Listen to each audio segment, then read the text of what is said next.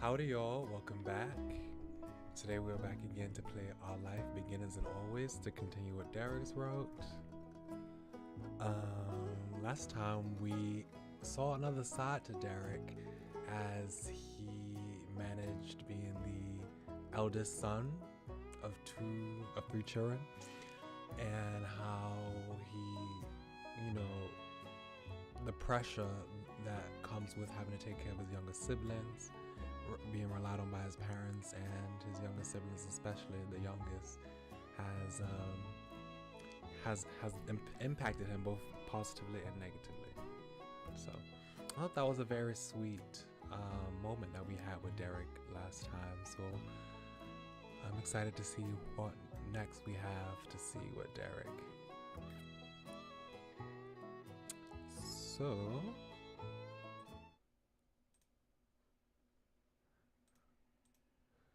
let us continue with Lemonade. Also, let me turn on the music so y'all can hear. There we go.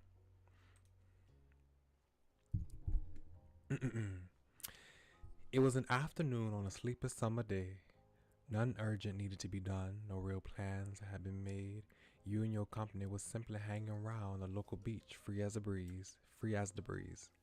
Oh, Cove is in this one. Hi, Cove. The companions you had for your trip across the shore were Derek and your neighbor Cove. Derek was friends with both of the 13-year-olds in the neighborhood, so the three of you would often get together as a group when he was in town. 3 pairs of footprints trailed off in the soft white sand behind you. Derek had only been dropped off minutes ago. Instead of going inside your house or Cove, you simply started to walk. It was definitely hot out. Southern California tended to get that way, but it wasn't so bad that you had to hide away from the beaten rays of the sun. Cove's hands were in his pockets. He spoke out while facing away from you. Instead, he lazily watched the unchanging horizon. What do you guys want to do? You and Derek took on matching squints. Normally, there'd be endless answers to that question, but the lackadaisical mood made it feel like trying to solve math problems in a dream. You had nothing. Your thoughts were moving as slowly as the tide that inched towards the shore bit by bit. Finally, the resident problem solver offered a possibility with a yawn and a tall stretch of his arms over his head. Wanna walk to the grocery store? What? Cove twisted his face the opposite side and stared at Derek. A stuttering laugh expressed his disbelief. Why would we go grocery shopping? With a shrug, Derek scratched his cheek and explained. Well, it's probably different here, but where I live, the closest place to get stuff isn't a convenience store or mall or anything. It's a grocery store. So sometimes me and my bros will take a trip down there and see what we can find. Also, my tablet is about to die. That's how I'm looking at the chat. Well, actually, no, I can see the chat from my computer. I forgot. I'm not on full screen. Okay, never mind. I can turn this tablet off. I was about to go and get a charger, but I can see the chat this way. That sounds neat. Wouldn't you find groceries? You joked. I'll try it if you want to. You stared at him with the same questioning look as Cove. You nodded along with the explanation. You got some interesting hobbies, Derek, you tease. I would probably say, wouldn't you find groceries? Derek just laughed. The puzzled reactions from his two friends didn't deter him at all. This is gonna be great. It's really not like normal errands. You can get anything you want. There are a lot of things at the store you can never even think about when you're there with your parents and a list of stuff for the house. Cove's formerly heavy, droopy lids lifted high, showing his bright blue eyes. He glanced between you and Derek for final confirmation that you were seriously doing this today. Derek had complete confidence in the stance. I don't think we've ever been to well, we have. We haven't been in the grocery store. We've come back from the grocery store one moment. But we've never actually been to one. I'm interested to see. It could be interesting. The corners of your neighbor's mouth perked up as well. Okay, let's go grocery shopping. Cool. It was another successful bit of improvising on Derek's part. He put his hands on his hips eagerly. Let's go. I'm pretty sure I know where the store is, but the two of you should probably lead the way. Leave it to us. Cove puffed his chest out with pride. He was a true local to the town after being there for so many years. And your walk continued, now with an actual decision in mind. You retracted the remnants of your steps in the sand, heading back to the neighborhood, then up the hill and out of the residential area. Oh, maybe we have been to the grocery store. This looks familiar. When you turn onto the main street, the grocery store was already visible. Oh, we did. I do remember. We had one season. It was step 3, if I recall. We went grocery shopping with Cove, I believe. Or did we work at the grocery store? We might have worked at the grocery store. And he came. Or maybe he walked at the grocery store. It was one of those. And we came back at night, I believe. When you turn onto Main Street, the grocery store was already visible from the distance. It also wasn't going anywhere, so you enjoyed the stroll together. You would arrive when you arrived. Derek continued to sell the concept of his plan by recounting stories of him and his brother's past adventures in the grocery land. So we got super lucky because the discount rack had a whole cherry pie for way off. Me, Jorge, and Nico pulled our pocket change to get it, and then we had an entire pie just like that. We sat outside on a bench near the store and ate it from the pan. It was cut into 6 slices. I only let the kids have 1 piece each. It was already a lot of sugar. I didn't want to make them food sick. Aren't you so responsible? I tried to come up with how we were going to explain half a pie to Mom, but Nico had his own idea. He took a slice he wasn't allowed. Oh, why do I keep going back to my regular voice? He took a slice that he wasn't allowed to eat and instead threw it at Jorge. Derek's mouth gaped open at the audacity. Derek laughed out loud at the memory and the response they got in the present. He had been watching way too many cartoons with food fights and pies in the face, I guess. You'd believe that. If there was one thing Nicholas loved, it was Derek. And if there was another, it was cars. And if there was a third, it was copying things he's seen others do. Obviously, Jorge didn't let that slide, and he took the 5th piece of the pie and squished it right in Nicolas's head. His hair was covered in dark cherry goo. It was a mess, but if you can't beat them, join them. I dumped the last of the pie on myself. Why? I stopped them from fighting over it, and they would have ended up feeling bad if they got messy and I didn't. Nicolas didn't think very far ahead. Oh, what did you do next? We found a water fountain near the back of the grocery store and tried to scrape off as much pie as possible. Then we went home. Mom still figured out what happened. And we all had to still figured out what happened, and we all had to take real baths. That was a good time. A fond smile settled on Derek's face. He glanced up to the sky while getting lost in an entirely private moment of reminiscing. Cole was still reflecting on the story with amusement. That's adorable. I hope we'll find a whole pie. Huh? Grocery stores are more exciting than I thought. You giggled at Derek's storytelling. You shook your head at how ridiculous it was.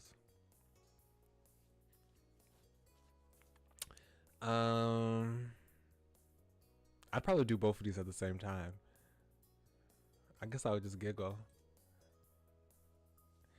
Cole ruffled a hand through his hair, possibly considering how it might have felt to have an entire pie crushed into his locks. He smirked. A pie throwing fight is way more memorable than I would have guessed. The most unexpected thing that happened to me when I was out shopping was that time I got a free balloon and accidentally popped it pretty much immediately. Oh, shoot. It was Derek's turn to chuckle in nervous disbelief. His grin shook just imagining it. Rest in peace, Dolphin Balloon. Rest in pieces, Dolphin Balloon. That was terrible. That was so sad, but also really funny. I'm sorry that's how our first shopping trip ended. Oh, were we also going to the grocery store that one time? I thought we were just going around the main street. I didn't know we was going to the store. I smiled quietly over the memory. That was so terrible. It was kind of a blow. The conversation stayed on the topic of store-related outings. Naturally, the time you all went to the mall with Lee, and technically Kira too, was discussed. Where Cole's mom went during that trip was still highly speculated, but there were theories. The chat didn't last much longer though. Soon you crossed the street and arrived at Sunset Bird's local mom and pop grocery store. You and your two co-shoppers headed right through the automatic doors. A shiver went down your spine as you went out of the afternoon heat and into the powerful air-conditioned store. Shining orderly aisles stretched out in front of you. Each was tightly packed with a plethora of brightly packaged merchandise. To some people, the rows and rows of items might have been a slog to go through, but seen through Derek's eyes, it was a scavenger hunt with endless opportunities. Though it was Cole who spoke first. Do we need a cart? Nope. Probably not. Derek casually waved that off, still fixated ahead on the altar of consumerism ahead. Still fixated ahead on the altar of consumerism ahead. I was like, was it just me who repeated that? Okay. We're here for the quality, not quantity. Besides, do we even have enough money to buy a ton of things? Oh, wait. Cove suddenly borrowed his head into his pockets once again, his hands into his pockets once again. He tucked them in deep, but didn't find what he'd gone in search of. I don't have my wallet. It's at home. Me neither. I thought we'd just be in the neighborhood all day. Yeah. It's cool, I figured. Derek's lack of a reaction couldn't smooth over Cove's obvious response to the situation. His wave of eyebrows pulled down together. We could have stopped by to get it before we left. This was my idea, so it's my treat. I felt like $8 and some change. That's enough for all of us to spend around a few dollars or put together for one thing. That'll be plenty. Oh, well, maybe at the time that y'all was living in, but right now, I don't know if $8 is gonna buy too much. $8 is like one bag of chips. That's it. Derek, thanks, Derek. Not even $10 between us. Wow, it's like we're kids again. I promise I'll pay you back. Yeah, that's more than enough for this. You smiled gratefully. I promise I'll pay you back.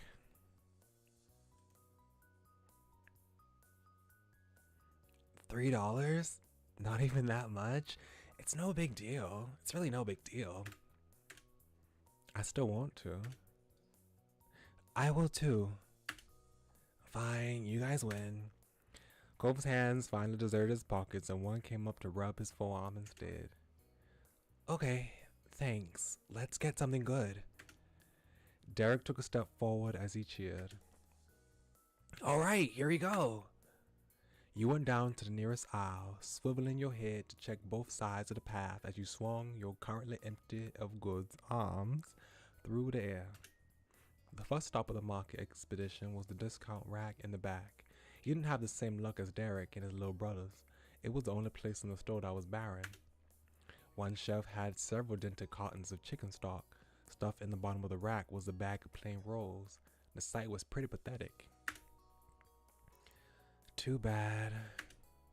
He shrugged like it was nothing, but his words were a different story. It would have been easy if there was a pie here, or a cake, or one of those pans with a bunch of cinnamon rolls. I haven't had a cinnamon roll in a long time. I want me a cinnamon roll now. Wistfully, Cove continued to mumble a list of miscellaneous pastries that you might have potentially been able to get if the fates had allied. Good, this keeps getting interest. This keeps things interesting. We can still get the stock. It's such a good deal. Sour Cove. I was hoping for a cake this time too. You shook your head with a smile. I want a cake. There's still plenty of possibilities. And if push comes to shove, we could afford a smaller treat, like getting 3 boxes of a sliced cake each. We wouldn't eat more than that anyway. The deadpan expression Cove directed straight at Derek made him lift a curious brow. You'd want more?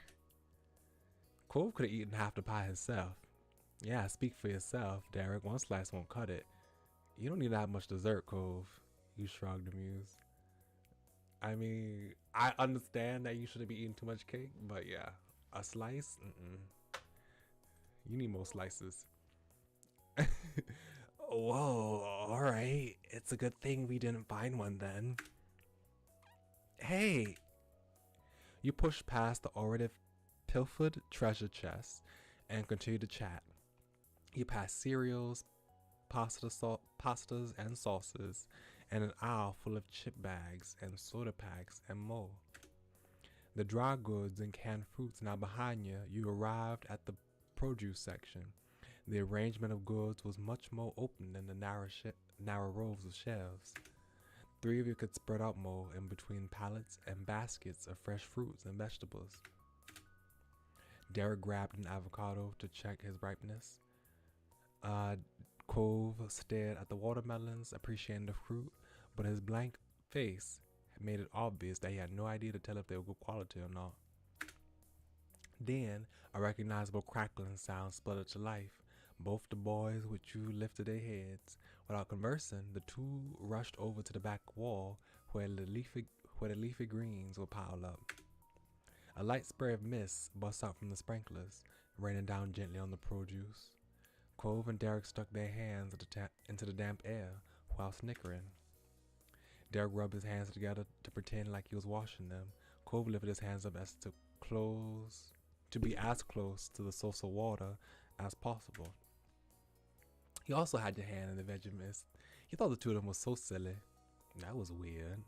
You stuck your face into the misting. I'd probably do this. You made your own dash across the floor to enjoy the tiny dust and the water droplets on your fingers. The impromptu public shower ended shortly and it was back to the center of the space for you. Knowing grins were shared around you as you regrouped, it was a comfort in realizing someone else had the same silly habit as you. With a distraction over and the main goal unresolved, Cove helplessly glanced around the store. He was totally slumped.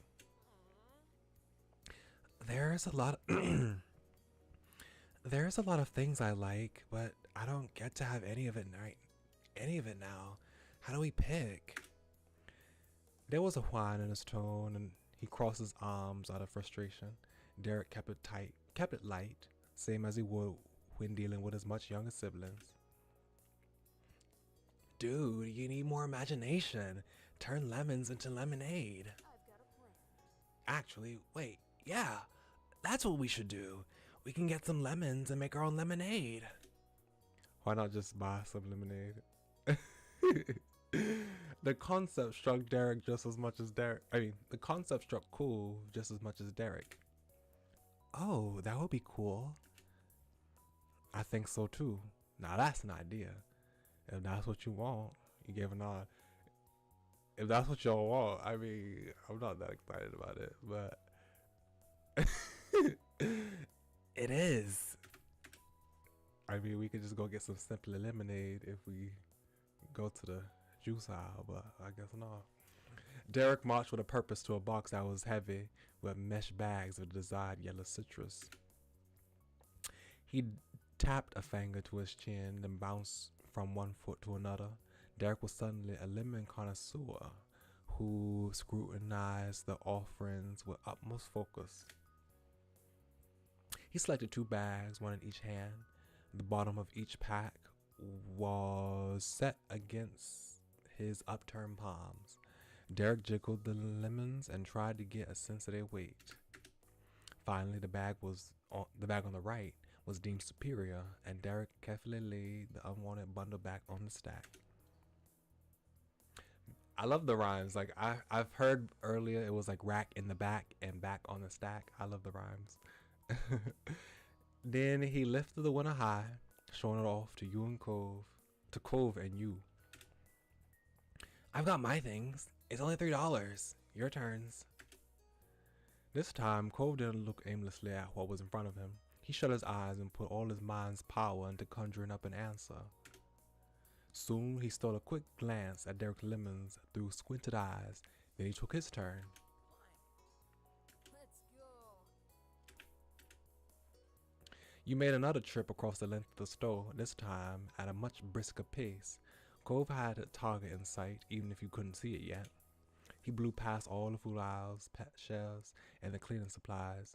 He only stopped when you made it to one random aisle in the store with cheap plastic kids' toys. This is it. His words were more eager and certain. There was a childish excitement to Cove that was fitting for the location. He reached a hand into the wall with yo-yos and bubble blowers. His fingers landed on a baggie of water balloons. Drinking lemonade is gonna make me want to have fun Drinking lemonade is gonna make me want to have fun outside too. We can use this for that. Perfect plan, Cove. Good work. I knew you could do it. It's great you found something. I'm amazed you didn't get food. All right. He grinned at the two. I'm amazed you didn't get food. Me too. For all of his previous indecision, the sweetness of victory was all the more worth it for Cove. His selection was even cheaper than Derek's, $2 and a bit of change. All that was left of Derek's money was $3 and your choice of prize. Derek patiently cradled his bag of lemons while Cove watched you expectantly, excited to see what the final piece of the puzzle would be. You reflected on the theme that was forming, your own preferences and shareability of different goods. In the end, you opened your mouth and said, how about chips and snack on? Let's get some candy to eat with the lemonade. I want those little umbrellas to put in the drinks. Could we get the discount rolls for real? I like one of those bubble blowers. I'll take a yo-yo. I'm gonna get gum. I don't want anything. I think a bubble blower would be fun. Cool. Conveniently, you were already in the right place. You simply picked out the bubble blower that had the least banged up packaging and you were done. With items in hand, you, Derek, and Cole went through the checkout line. Derek dug out his pocket change and paid for your auto arrangement of items. None of you bothered to get a bag. Derek was already in one, and you and Cove could easily carry your things on your own. After a successful grocery trip, you returned to the great outdoors to walk back to the neighborhood. This kind of outing reminded you that I wondered about what you were doing. What counted was who you were doing it with. Oh, that's so sweet. That's such a sweet lesson. Outside, you gathered in front of the crosswalk and waited for a chance to get back on the main sidewalk. While standing around, it was unanimously decided that you would bring your goods to Cole's house and make the lemonade there. Your home had the risk of Elizabeth deciding she wanted a pre-dinner snack. She wouldn't appreciate having a lemonade making operation in the way. There was no worry of that in the Holden condo. Cole's mom and dad were out, and even if they weren't, they were his parents, not his bossy big siblings. They wouldn't even dream of throwing the three of you out of the kitchen to use it instead. Derek was thinking along similar lines based on what he said next. Honestly, man, I can't even wrap my head around what it's like not to have any siblings hanging around the house at all. I don't mean that you're weird for that. It's gotta be so different. Really? Is it? I have my dad here. My mom is staying right now too. I guess. Yeah, but that's not the same. Parents take care of the kids, and the kids have a bunch of stuff they need. Every day has to be about me and my brothers. If we go out to eat, will everyone like the stuff there? Or will Jorge be too picky? Are we all old enough to do whatever the thing is? Or is Nicolas still little? My birthday is the only time I can do everything I want for a whole time. And I still choose to keep my brothers in mind even though my parents don't make me. It's okay. I don't mind, but it's crazy imagining a world where I don't have to do that. Huh, I never thought about that. Cole's eyes darted back and forth, and he bit the inside of his cheek. I guess having siblings or not changes how someone thinks. I figured people would be who they are no matter what, but maybe I would have needed to be at least a little different if I had to share my parents in life all the time. I'm glad that both of you are who you are. I can relate to that, Derek. I wonder who I'd be without Elizabeth. I don't even want to imagine a world without Elizabeth. He quietly considered the topic. I wonder who I'd be without Elizabeth. I think you'd still be someone great. But, Oops. Hold on. Okay. but, I just want to make sure I didn't skip. The road was clear, so Derek got the conversation legs moving again. He started preparations by listing off what you need to gather when you made it back. Sugar, ideally some ice, and really cold water, a pitcher or something like that. Do you have one of those lemon squeezers? We can do it by hand if we've gotta. Whatever object Derek recited, Cole nodded along plainly, but he was watching something off in the distance. His faraway thoughts made Derek's words reach him less and less until Derek noticed a lack of reaction. He called to Cove more loudly to catch his attention. Are you okay, dude? Cove blanked as his brain snapped back into place in the center of his head. It's nothing. It's nothing. What were we talking about? Derek spun his lemon bag in a mini tornado by twisting it around tight from the bottom and releasing it. He snickered. no worries. I was just making plans for making the lemonade. Okay. The rest of the trip passed by comfortably. What was he looking at though? I'm confused. Derek carried the conversation and Cole really paid attention from then on. What was happening? Did he just zone out or was there something in the distance? I want to see. Once you arrived in your neighborhood and reached Cole's front door, the resident of the building opened it up without needing the key. It was already unlocked. Gosh. Derek gasped upon seeing such a lack of security. Cove, however, was so relaxed and content that he yawned while going inside. That unknowingly cut off Derek's chance to question Cove about his choice not to lock the door. He simply followed his friend inside, and you did as well.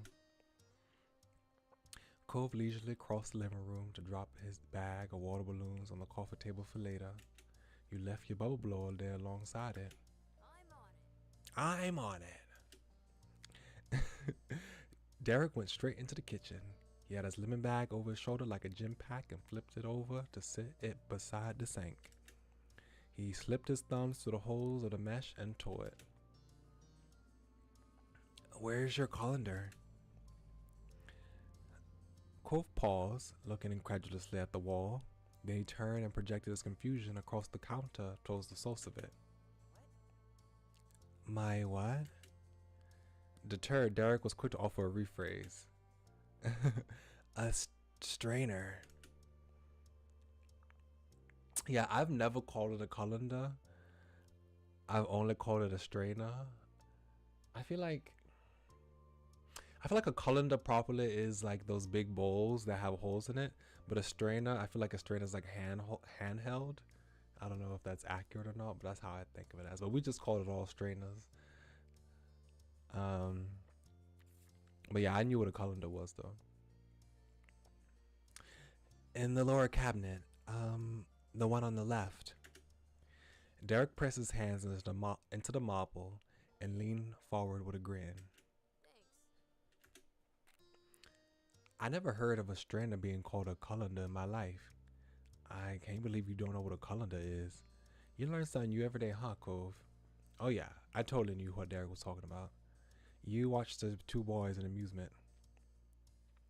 Um, I didn't know it my whole life, so maybe I would have said something like this at the time. I know what it is now, but really? Wow. Then the spiky head chef ducked down and disappeared from your sight. If you will call someone who made lemonade a chef, that is. When he popped back into view, framed by the back wall and the support beams at the front of the kitchen, Derek was holding a silver strainer. I wonder if we would still say strainer if we selected something different. Hold on. Nope. Okay. We'd still say strainer. I thought that would have been a nice like little tidbit to have, to see if it was in our vocabulary or not. Let me see if I choose. Nope. No, they should have changed it. That would have been a perfect like little Easter egg to have. To have like our own internal vocabulary changed. Okay, but anyway. He plopped into the sink and it sharply clanked against the metal basin. Derek took the bag he set nearby and dumped every single lemon into the waiting container.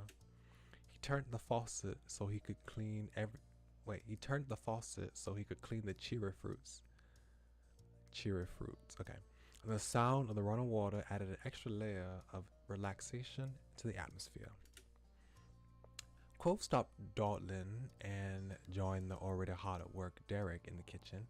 He grabbed a cutting board and a large knife from the upper drawer. It was his house, and he wordlessly claimed responsibility for the riskiest part of making the lemonade. Cove also directed you towards the sugar and a few other things.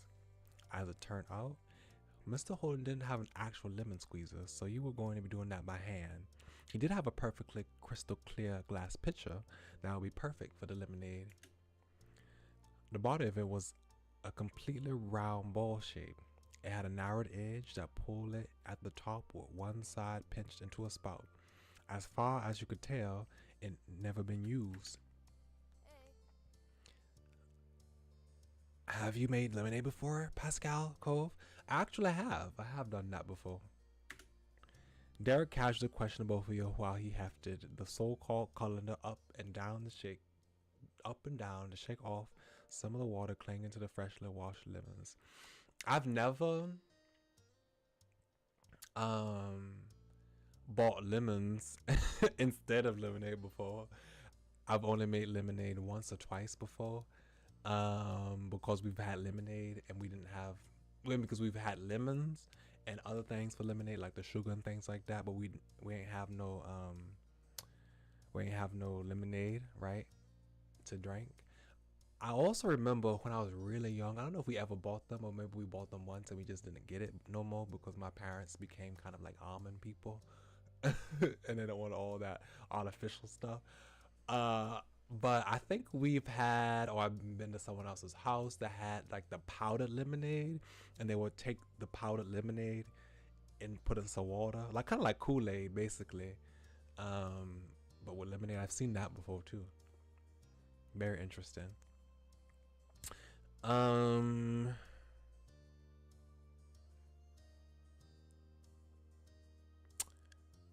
Yeah, did I read this already? Let me see. Derek casually questioned both of you while he hefted the so-called colander up and down to shake off some of the water clinging to the freshly washed lemons. I make it all the time. I have, but only in the summer. I've done it a few times. Maybe? I don't remember. Nope, never. I've done it a few times. I've made really simple lemonade before, just for me. I'd squeeze one lemon into a glass of water and dump in a spoonful of sugar. It wasn't that great, but it was easy. Cool. Derek hummed. I love how Derek responds sometimes. Derek responds like these one-word phrases. It's like, okay. He's not being mean, but it just sounds like abrupt.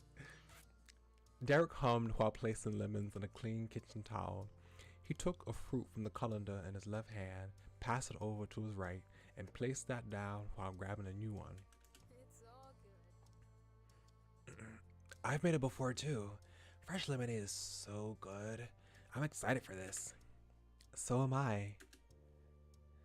Your tools were all prepared now, so the team shifted into the actual creation of the traditional summer drink. Cove cut the lemons into chunks.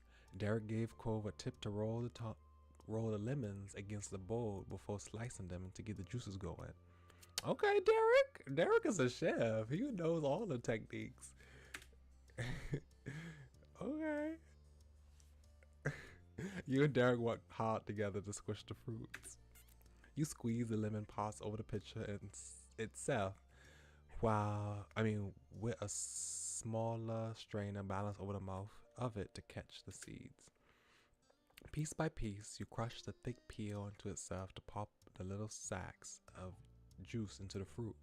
The tips of your fingers began to rankle after a while. But slowly, a murky liquid pooled at the bottom of the glass container.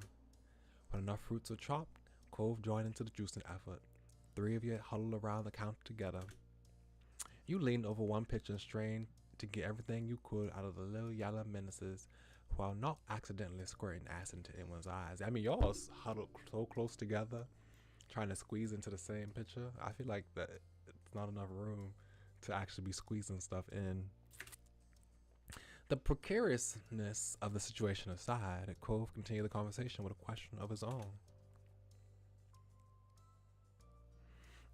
Derek, you've made lemonade, but did you ever do the whole lemonade stand thing where you try to sell it to random people who pass by? Oh yeah, it was a mess, and I think we only sold like 2 cups. Nicolas kept drinking our supply, and Jorge's effort to stop him spilled even more of it. Plus, the 2 kids fighting over the lemonade jar probably scared people away from the stall. But it's not like I was expecting that to be some kind of entrepreneurial success. It was for Nico and Jorge to have fun, and they did, mostly. As usual, tales of Nico's endeavors as a big brother got Cove to chuckle. You were also smiling, even though your fingers started to cramp after so much lemon compacting. Me and Elizabeth did that too. I never got to do that. It's not fair. I didn't ever try. I could never talk to strangers like that. When I was young, I think I tried to do that. I thought about doing that. Did we ever do that? Let me see. Let me go ask my sibling right now. Let me see if they, excuse me, if they remember. I don't know if they're awake right now.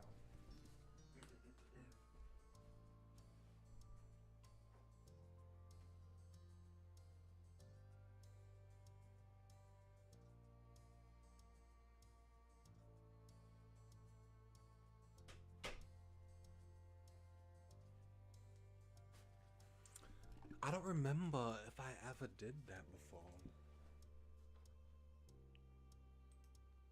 I mean, certainly now.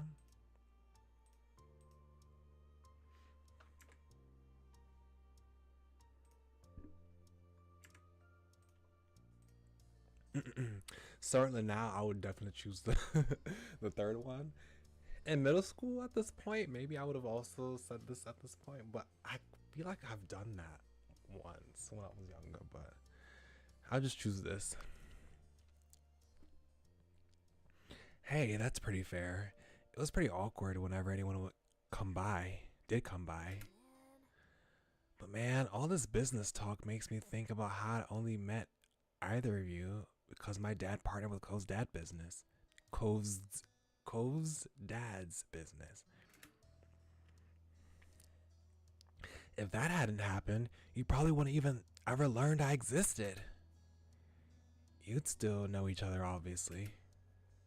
Derek squeezed his 12th lemon chunk with a fittingly sour expression on his face. He accidentally made himself feel like the third wheel. In the cluster of human juices, Derek was in the middle, yet he began to fade despite being right next to you. You and Cove looked at one another from over Cove's lowered head. Cove pushed himself to smile through his concern while also giving Derek's arm a little nudge with his elbow. Oh yeah, that's true. I worry about that kind of thing sometimes too. If my dad hadn't picked this street to move to, I wouldn't have met Pascal. But my dad would still had his business, so I still would have met you. Sheepishly, Derek pressed his shoulders up around his face. He managed a small smile. But I would have never met either one of y'all. yeah, yeah, it's rough for all of us. Where your parents live and what your parents do has to matter so much to everything. Gosh. Derek bit his lip, unwilling to let himself continue to speak negatively. But like a turtle coming out of a shell, Derek lifted himself off the counter and rejoined you and Cove at his regular eye level. We did meet each other and we're friends. That's what counts. Exactly. What ifs don't make a difference because we're all really here. Because we're really all here. I could have met another way somehow. We could have met another way somehow. That's three of us who worry over those things. I'm glad we got to meet. Soon we'll be old enough to decide everything for ourselves, for our own lives. You smiled too encouragingly. I'm glad we got to meet. So am I. Cove quietly watched over his friend, smoothed by his uplifted mood. Then his lips parted as a pleasant thought came to mind. Hey, this is where I was standing when I first met you. Oh yeah. Derek bounced up on his toes and tossed a lemon piece he'd been walking on over into the trash can. It landed inside perfectly. But I was on the other side of the counter back then, and now I'm here in the kitchen with you. That caught your ear, and you lifted one of your brows. You never heard the details of what happened when Derek and Cove met for the first time. You knew their parents started working together, and one day Derek was just there in the neighborhood, hanging out with Cove, but that was it. Derek could recognize an intrigued audience when he saw one, and did what he knew how to do, tell the rest of a story. Mr. Holden invited my dad over for a meal at his house after the partnership was official. He talked about Cove before, when him and my dad were getting to know each other. You can't get away from hearing about Mr. Holden's top-notch son if you spend any time with him. Off to the side, Cole bubbled with embarrassment over what he clearly thought was an unnecessary addition. Derek laughed the minor interruption off and went on. My dad suggested I come too, since we're the same age. Mr. Holden was apparently really into the idea. I had no idea what to expect from something like that, but I wanted to go to a sort of business dinner with my dad. It felt pretty cool to be invited, and then I went. Whatever I was imagining before I got there, Mr. Holden definitely wasn't it. I thought my dad was casual for a professional business person, but Cove's dad takes the cake. A warmth came over Cove's expression. Not the red hot heat of fluster from before, but a gentleness that was based in his honest love for his parent. A lot of people don't expect Dad to be how he is. What did you think about me when you first met me, you know? Derek mindlessly scratched his damp hand against the back of his head. A stray lemon seed clung to one of the spikes of his hair. You didn't want to cut the two off, so that little bit went unmentioned. Honestly, when I spotted you in the back of the kitchen, I thought Mr. Holden had another older kid he was hiding because there was no way that guy was 13. You were so tall and fit, and you just stared at people. You seemed like a tough upper grade teen. You never talked to somebody like me. You snickered under your breath. If you didn't know any better, you'd think he was describing Elizabeth. Hearing that description be assigned to Cole, Holden of all people, was hilarious. Cole was equally startled by Cole's choice of words, his eyes open in wide amazement. You thought I was tough? Yeah, I did, but thought was definitely the right word for that. Oh, that's crazy. Why'd you say it like that? Why'd you say it like that though? Why'd you say it like that? That instantly put Cove in a pouting mood. He presses both his palms against the marble countertop, not bothering to squeeze another lemon. Cove didn't want to play anymore. Derek leaned his shoulder against Cove's side affectionately. He reached past him to the lemon slice Cove wasn't using and started juicing himself. Sorry. There's nothing wrong with being a softie. I like that about you. Bringing Derek's statement to life, Cove visibly relaxed his stance. The tone of his voice was equally delicate. I guess it's not bad. It's great, Cove. Cove took a new piece of fruit and rejoined the lemon-making efforts.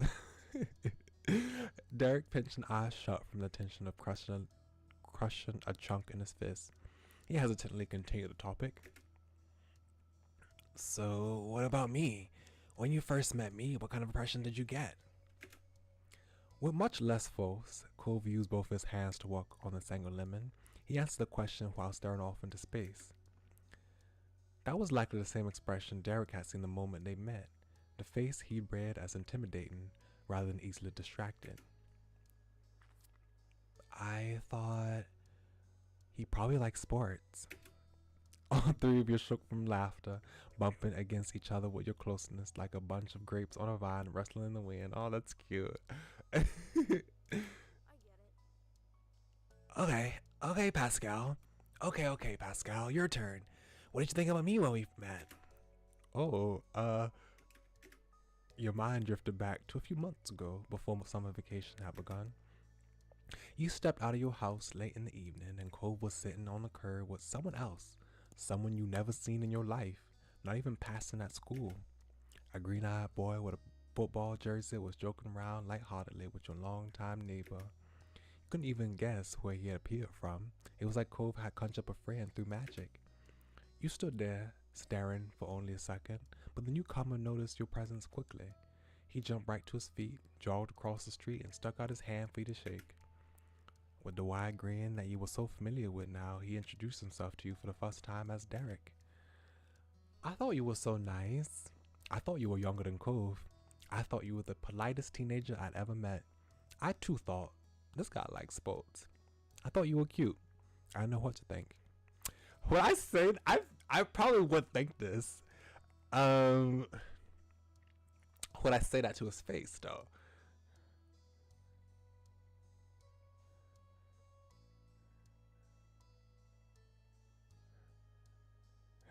I want to say it, but that seems so forward. It seems so forward.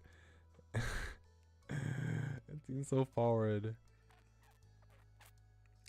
I thought you were younger than Cove. I mean, I also would think this too.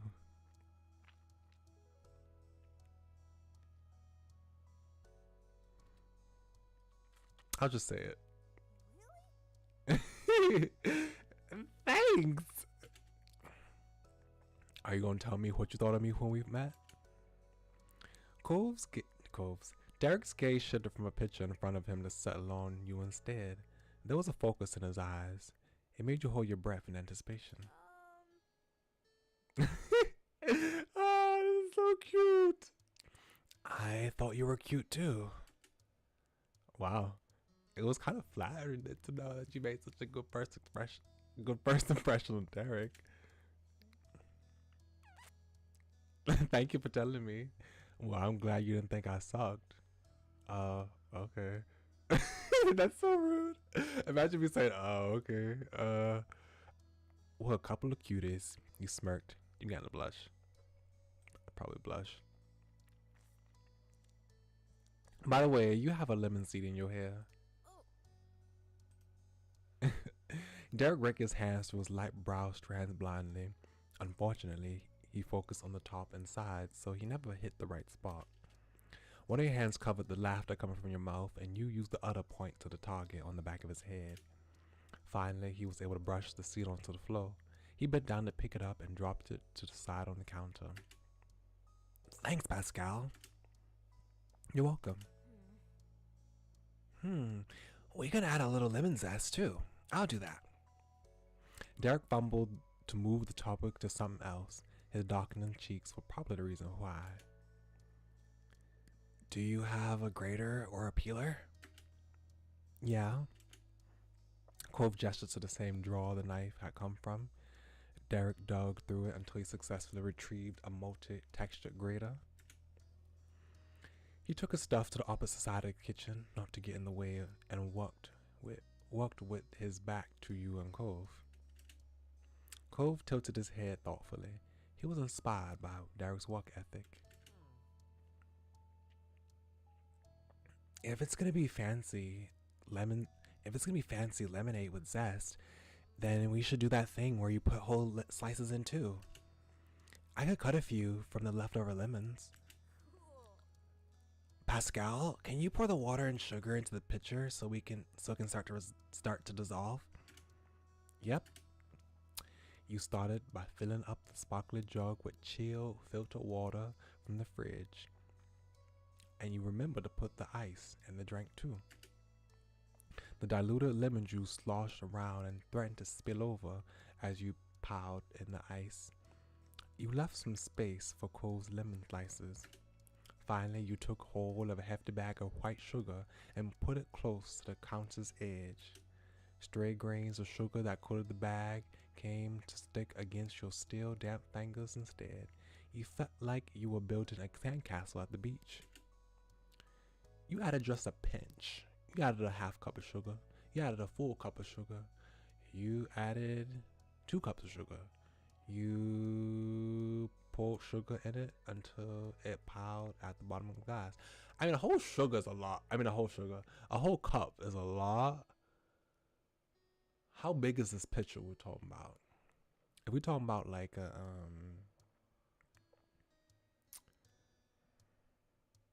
I don't even know how to even measure.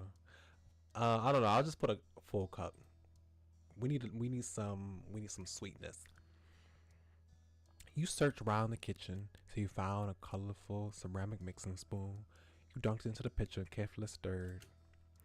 A quiet smile grew on your face as you watched the bits of sugar swirl around in a pale yellow drink. At this point, the separate ingredients had truly come together to become lemonade. Round and round you turned the spoon. It was almost hypnotic the way the juice whirled inside the pitcher. Your trance was broken by a sharp hiss at your side. You dropped the spoon and losing it in the depths of the lemonade and snapped your head towards Cove. He was holding up his left hand to his face. A thick bubble of dark red had slipped down from one of his fingers and left a streak over his palm. Oh, ouch. You okay? That's not great. Where do you keep the bandages? You screamed at the sight of his wound. Derek, Cove's hurt. You completely froze. Are you okay? Cove plainly shrugged. It's nothing. Without even thinking about it, Cove reached his hand down to wipe the mess on his pants. You might want to get a band-aid. And also, you probably shouldn't touch your pants. You can get that infected from the bacteria on your pants. Luckily for his trousers, Derek flipped round at the commotion. His tense, worried face took in the scene, and a disbelieving shout startled Cove into freezing. Don't do that! Cove stared incredulously from the corner of his eyes with an arm awkwardly sticking out from his side. His sudden pause into a strange position reminded you of the red light, green light game you played at your elementary school, except there was no green and only red in Cove's version. I'm fine. No way. Seriously, Cove, we have to take care of that. Derek stretched his arms high to grasp the taller teen by the shoulders. He stepped backwards, getting Cove to move with him. We're gonna clean that off for real. Cove muttered an averted fine as he stumbled along with Derek, who was reversing out of the kitchen. Pascal, do you mind cleaning up the cutting board? No, I'll take care of it. You gathered the knife onto the cutting board and brought it over to the trash. The lemon slices couldn't be used in a drink after that. You'd use the knife to scrape them off and into the bag. Then you got to rinsing the bowl and knife into the sink with soap and hot water. You switched between staring down at the suds and checking over the counter for the boys. You were careful not to accidentally get a cut of your own, but it was hard not to wonder what was going on down the hall. By the time you finished washing up, Cove and Derek reemerged in the living room. An unassuming brown bandage was wrapped around the cut on Cove's finger. It's okay. It wasn't that deep. We washed it off, got it clean, and put a bandage on it. Good as new. Derek marched in with confidence right back into the kitchen. Cove hesitated in the living room. He waved apologetically. Hey, are you really okay? I definitely am. I just nicked myself when a lemon slipped. The juice stinging me was way worse than the cut itself. That's a relief. Thanks for helping, Derek. Thank you too. It's cleaner in here. He held his hand up to you for a high five. It had been washed clean of the lemon juice that coated it before. You slapped his hand. He swung your palm forward and clapped Derek back. He pumped his arms enthusiastically as a follow-up.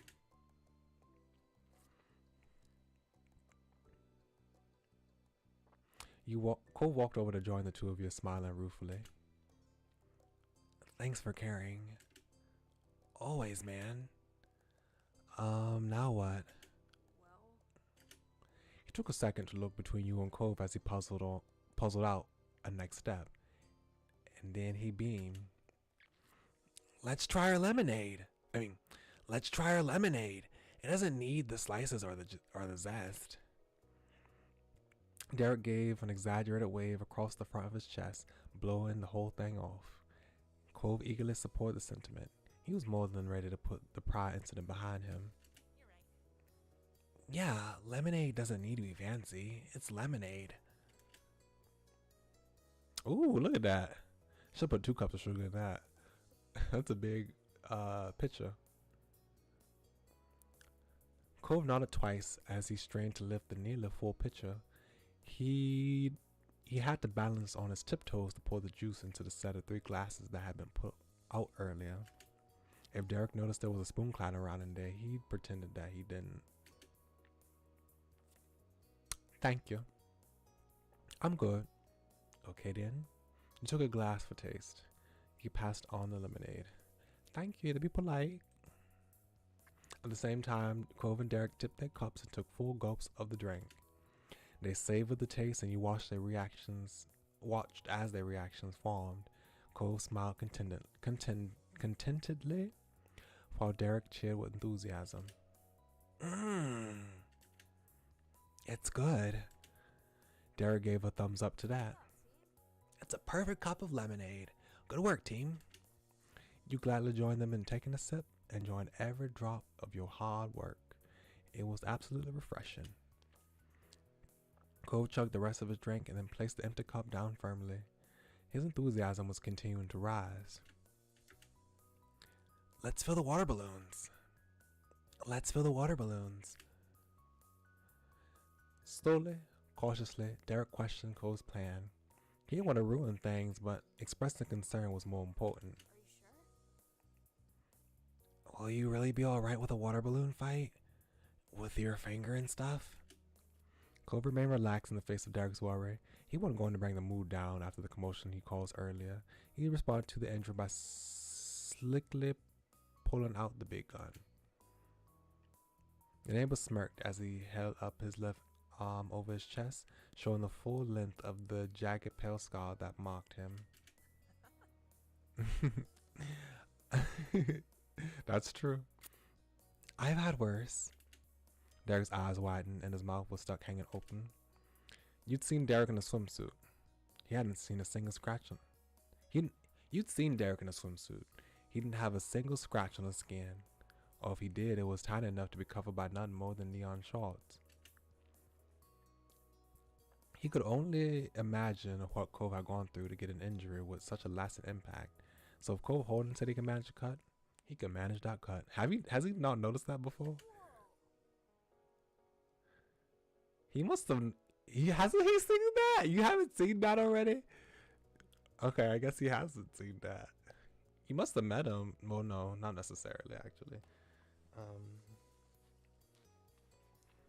Because we met him this step. It was before summer vacation. Maybe I don't remember when he lost his cast. Maybe he's never seen the cast, but he should have seen the scar. Whoa, you're pretty tough after all. The compliment had Cole preening. He caressed his trusted scar and giggled childishly. Yeah, you make a good point. Alright, let's do this.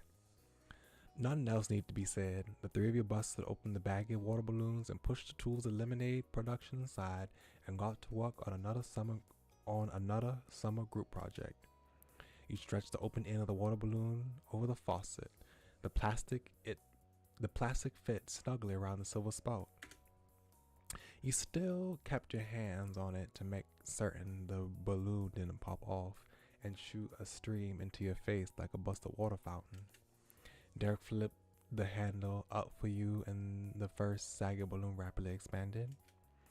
Out of the bag, the balloon was a dark emerald color, but in only a few seconds, the bloated sack of water had stretched so thin, the green had become almost translucent. It was as pale as Cole's hair. Before it was pushed beyond its limit, Derek turned the faucet off again. You carefully pinched the strained top of your perfectly plump toy and then harvested it off the silver vine. Go reach for it too, as he intended to tie the balloons while you and Derek continued filling.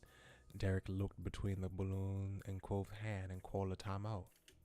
He had been a little over-eager to get involved and realized in that moment that their team manager wasn't the most efficient. He requested to switch positions with Cove. Cove rolled his eyes but couldn't argue. His bandage could easily be yanked right off by the taut loops of plastic that formed around his fingers while tying them. Your optimized party got back into action with you hooking balloons into place, Cove handling water distribution, and Derek sealing the deal with a knot.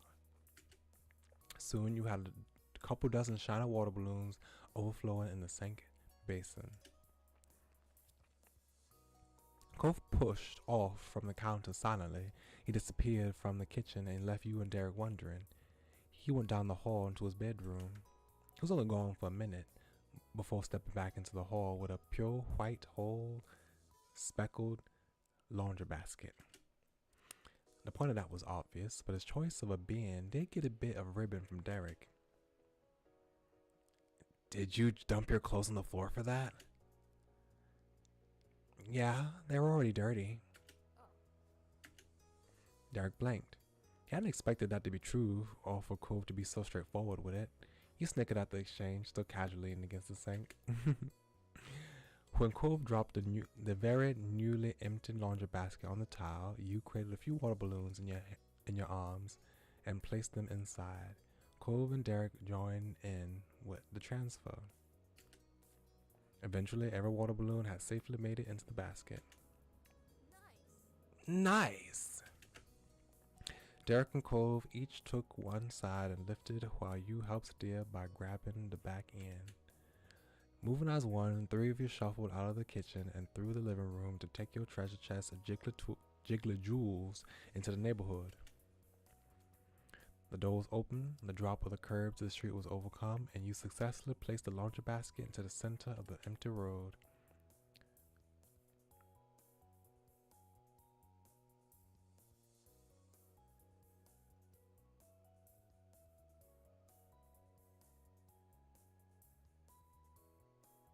Sorry, I was just thinking about something else.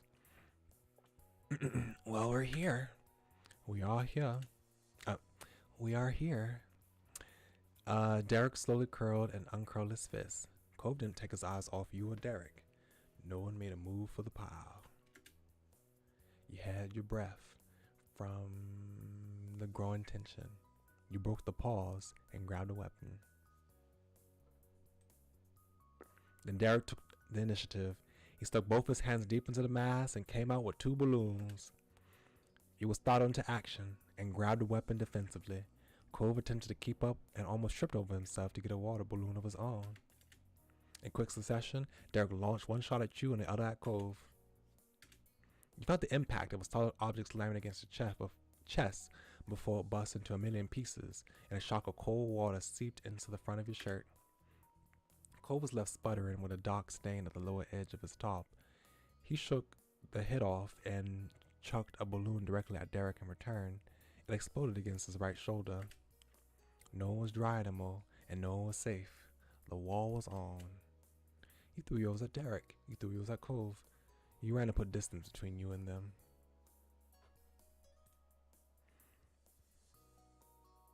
Getting the hit in was a far lower priority than not getting hit again. You hightailed it out of the danger zone with your water balloon in hand. The two boys dug into the pile yet again to restock their supplies. The water balloon fight was in full force. Derek sprinted up and down the street, making himself move in a... Actually, you know, I probably would hit Derek since he threw one at me. I'm gonna do that instead. It landed true and added a second dripping blotch on Derek's favorite jersey. Eep. We're even, Derek. Yeah, not for long. The three of you elbowed against the others to dig into the pile and restock your supplies. Politely taking turns was out of the question. The water balloon fight was in full force. Derek sprinted up and down the street, making himself into a moving target. He'd only make a mad dash for the center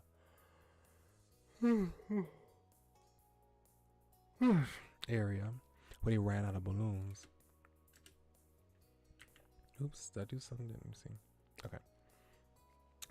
Cove had no fear of being an easy mark and stayed right by the laundry basket, lobbing strike after strike at you and Derek. You hid in your home's doorway and took shots from cover. You chased after Derek. You competed with Cole for control over the pile. As fast as he was, you stayed hot on his heels. Derek had to duck from shots raining over him thanks to Cove and watch his back on account of you. He darted around, skipping, jumping, and changing course in a mostly vain attempt to avoid the onslaught. Though he breathed heavily through a massive grin. Laughter and water splashes filled the normally quiet Sunset Bird neighborhood. You were convinced the mean grandparents would jump out and shout about the noise. Oh, I forgot about them.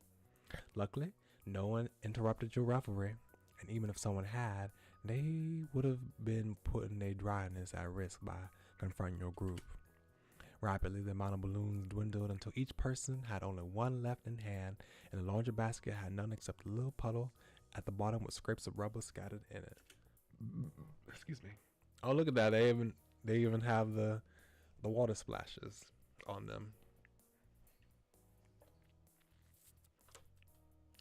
Didn't it say that he had one on the lower part of his top? Arms were held high in the air, taking aim, and eyes shifted from one option to another. Derek wound his hand further back. Cove and you couldn't take your eyes off of him. Your teeth gritted as you tried desperately to recalculate where the balloon would fly. Would it be Cove or you? However, Derek chose neither. He launched it straight up in the air. It reached an impressive height. You could barely see the speck of yellow against the vast blue sky. Until eventually it sailed down and smacked against the tarmac. Derek broke into more snickers the exact moment the balloon broke into 1,000 drops of water. He wasn't the only one amused by the stunt. Cove's smile bent and he opened his fingers and let his balloon drop harmlessly to the ground. Oops. Cove didn't pick it back up. Instead, he brutally brought his foot against his own weapon and decimated under his heel. A jovial truce had been formed between the two. You threw yours in the air too. You stepped on the balloon too. You broke it against your own head. You threw it at Derek. You threw it at Cove.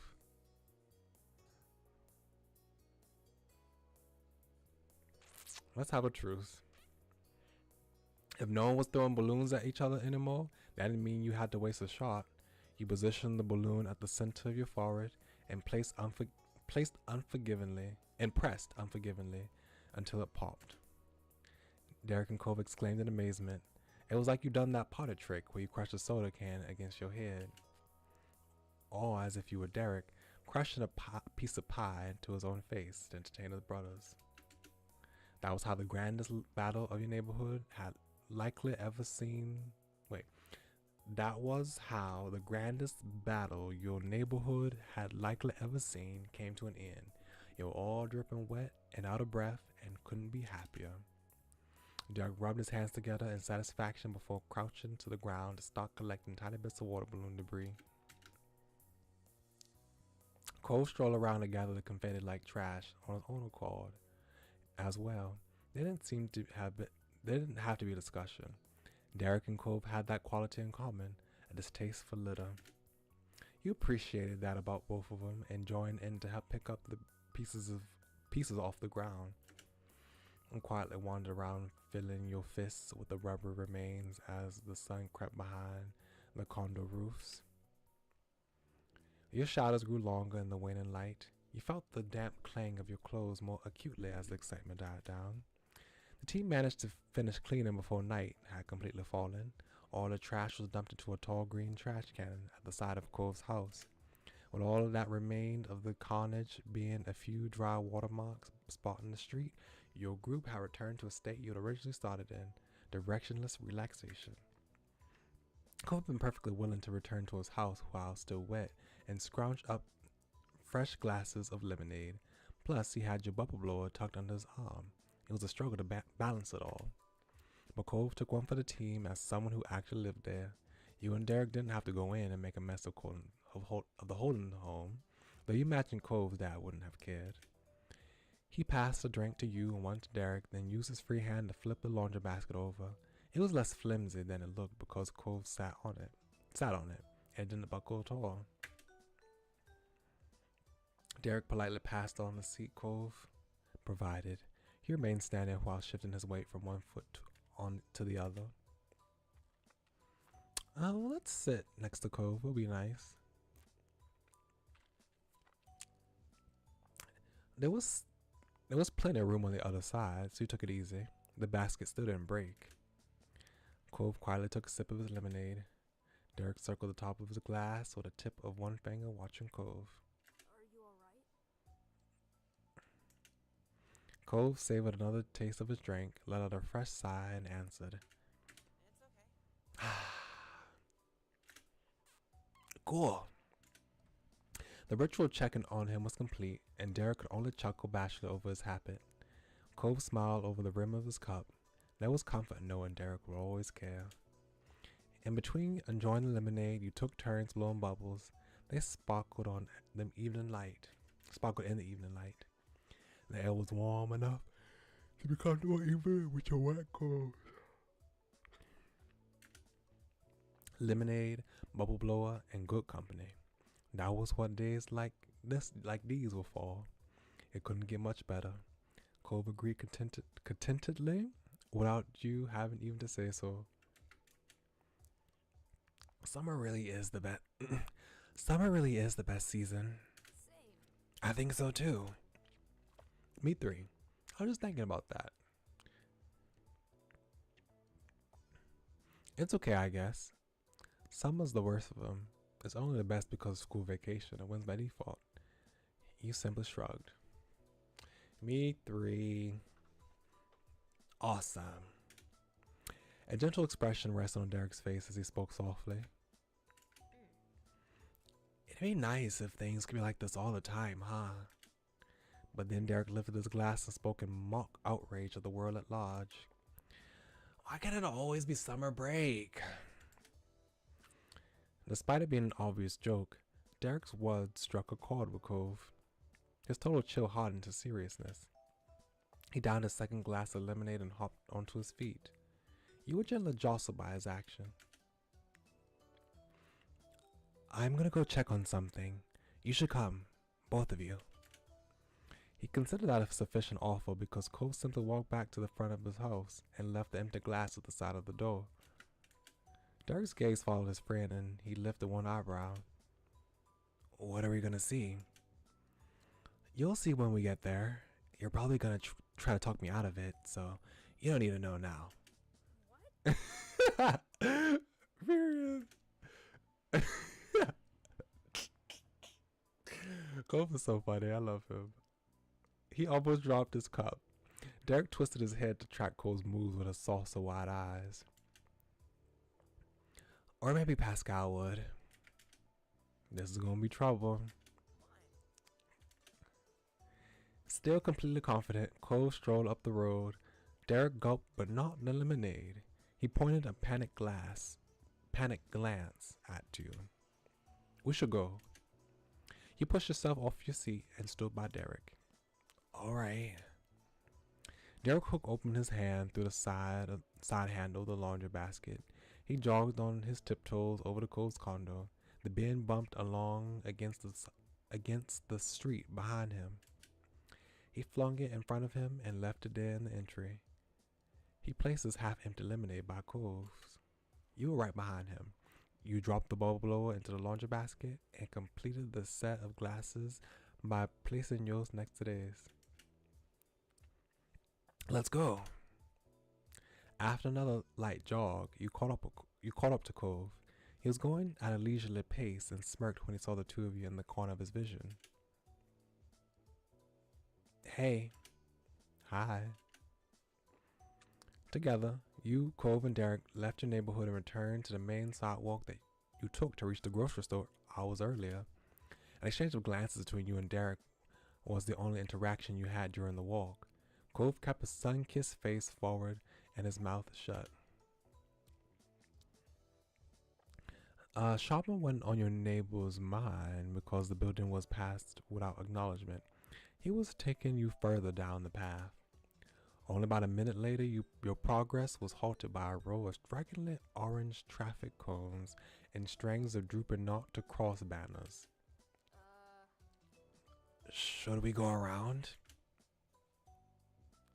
No, we're here. Huh? Derek stalled. Cove, however, got onto his knees in front of the blocked off area. His eyes were glinting with intention.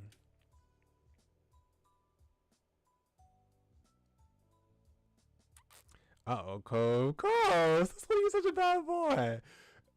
I mean, you've been bad, but still. Oh, gosh. I saw this when we were leaving, but people were working on it. The concrete's still wet, and there's no one around now. Yet again, Cove had knocked the gas out of Derek. You're not gonna mess it up, right? He didn't have to say anything to answer. Cove! He shed a coy smile, and that was enough. Oh, Cove, this is really bad. The grin on Derek's face trembled, both from laughter, threatened to spill out, and fear of getting in trouble. No, it's perfect. Why am I not surprised? Cove, you can't. Yep, it makes sense why you didn't say this before. You shook your head and sighed. You sat around nervously in case I don't caught you. Cove, you can't. Except I can. Cove fearlessly stuck his finger into the muddy gray concrete. He slowly etched out a series of numbers. When he was done, the corner of the block had 2011 scribbled into it for all to see. He surveyed his work with pride while wiping his dirty finger on the side of his pant leg. You wrote your initials. You wrote all three of your initials. You added some above Cove's 2011. You drew a heart. You drew a smiley face. You can only watch as Cove defaced the sidewalk. He really couldn't be stopped when he wanted to do something. Derek stared hard at the soft forbidden canvas and slowly crouched down. He paused, bit his lip, and ultimately pressed one finger to the tacky surface to leave a small print. He left a sign of his presence there on that day right along with Cove. Relief came to Derek's features once he finished it. Hopefully this dries before everyone finds out. Yeah. Well, let me do it. Hold on, let me go back.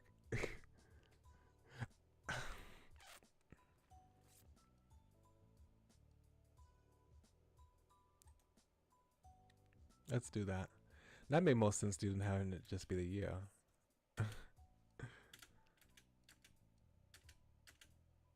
The single word was only a whisper, but it was warm and pure. I'm surprised you did it, Derek. So am I. Cove dusted his pants off, and he stood after a job well done. Derek shot up as well, newly invigorated. He looked to the sky and squinted at the sun. The day was coming to an end, but no one could say your group had wasted it. That was true for the entire summer. No matter what happened when school started again, and when an unknown future arrived, you'd still have all the memories you made together when you had the chance and the things left behind. Oops. That was cute. I really like that. That was cute. Let's save. We're going to skip the soiree. And well, I'm gonna say this for last. This is gonna be the last moment. Let's go to siblings. That was cute. I want to see that. I want to go back in the future and go and see if that thing is still there when we go and visit. That would be really cute. You stretched your arms high as you stepped into the spot on your wooden floor where the last rays of sunshine landed. The remaining warmth for the day was still enough to tickle your skin. You felt pleasantly full from dinner, and the only thing that was left on your plate was waiting for a knock. Derek closed your door as he came behind you. You wanted to spend the afternoon together, and you knew his mom would arrive to pick him up any minute. And you've been prepared for Derek's arrival.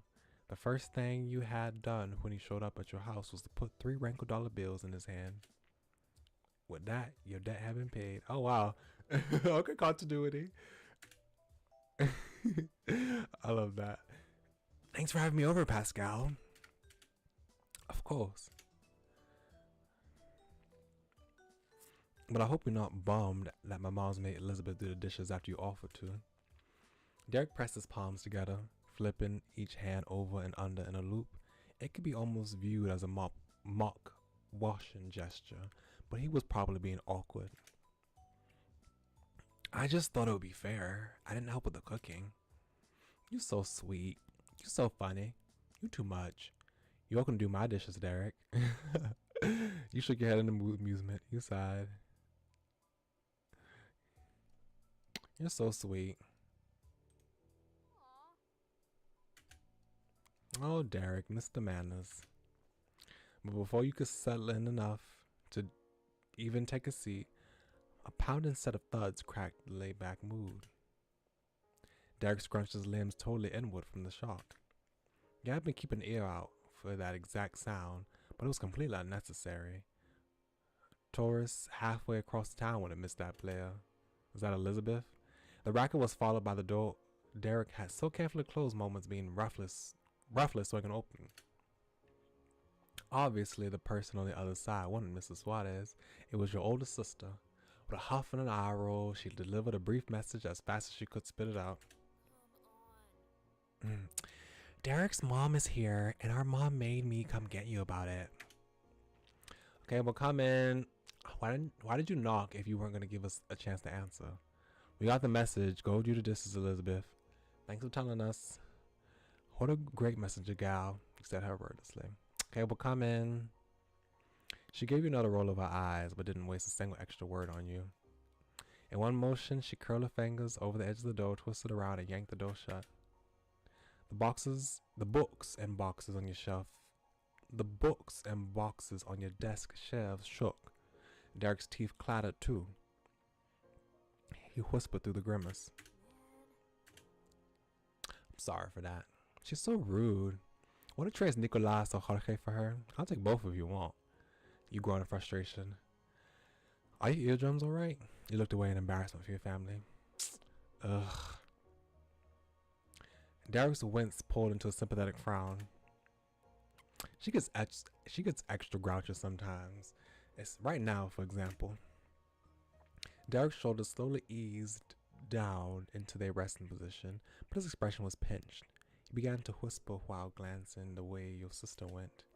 His voice was hushed, secretive, almost afraid Elizabeth might slap the door open again and find out he was talking about her. Do you think it's about the dishes, or... I don't know. You can only give a half-hearted answer. You struggle to understand why Elizabeth acted the way She did a lot of the time. But your mom is waiting. We gotta go so you can get home. Right, Pascal. Derek's mouth opened and closed without saying anything else. He lifted a hand to try gesturing, but dropped that without it going anywhere. It made you raise your eyebrow. Yeah? His bright green eyes squinted hard into narrow slits, but you could still see the way they darted around. I'm doing well today, old copy flower. How are you? Thank you for coming. His gaze was trained on the ground, scanning across the floorboards through everything that really mattered. Wait. His gaze was trained on the ground, scanning across the floorboards, though everything that really mattered was probably inside his actual head. Well, I was wondering. He paused again, Derek's hands balled into tight fists.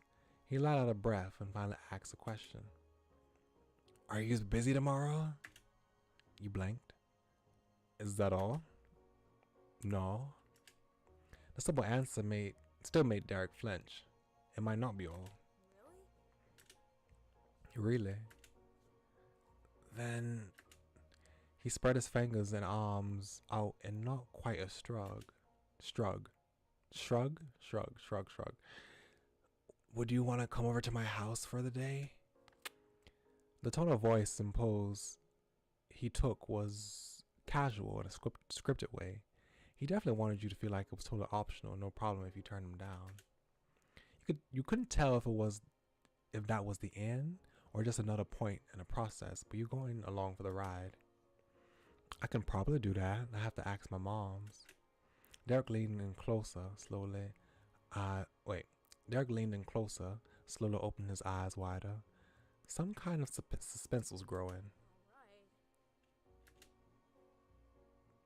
He dipped his head in tiny, repetitive nods. The look on his face went distant again, the way it did when he was thinking deeply. Then, finally, he flung his hands up to complete the shrug. He spoke the question he'd been stalling on. I knew it. That was so cute! It was so cute. Would you want to come over tonight instead and sleep over? We could, camp out in my living room. It'd be fun. Our own little party. Now the nervousness made sense to you. Now you were the one feeling nervous. You were completely stunned. Your confusion was compounded. You almost laughed. It absolutely tickled you.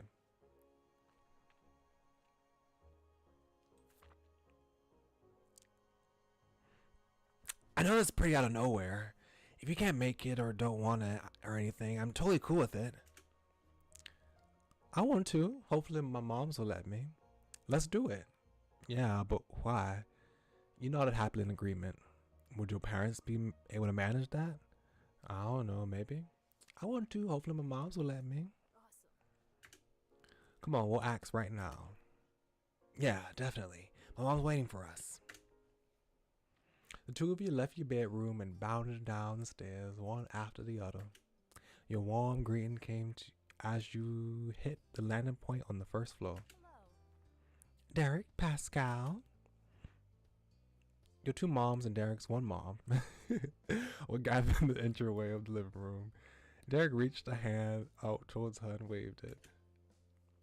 Hi, Mom. Hi, it's nice to see you, Mrs. Suarez. Oops. After smiling at him and at you, Derek's mom turned her head over the shoulder to speak to your parents. Thank you again for taking care of him. Mom? Derek uncharacteristically broke polite decorum by interrupting his mom. It got her attention. She let him speak. I had something I wanted to ask you. You and Mrs. and Mrs. You and Mrs. Whitlock. That is so funny to me.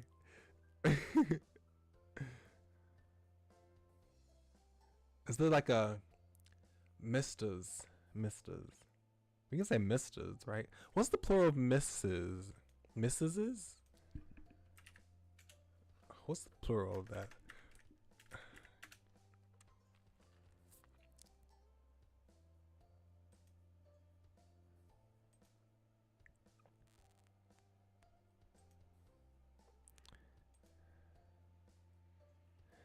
Madame. Okay.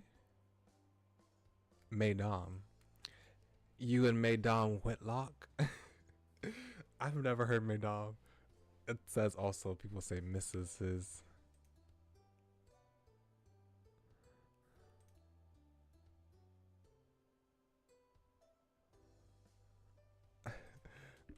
Okay, anyway. I just had to look it up. Oh? What is it, sweetie?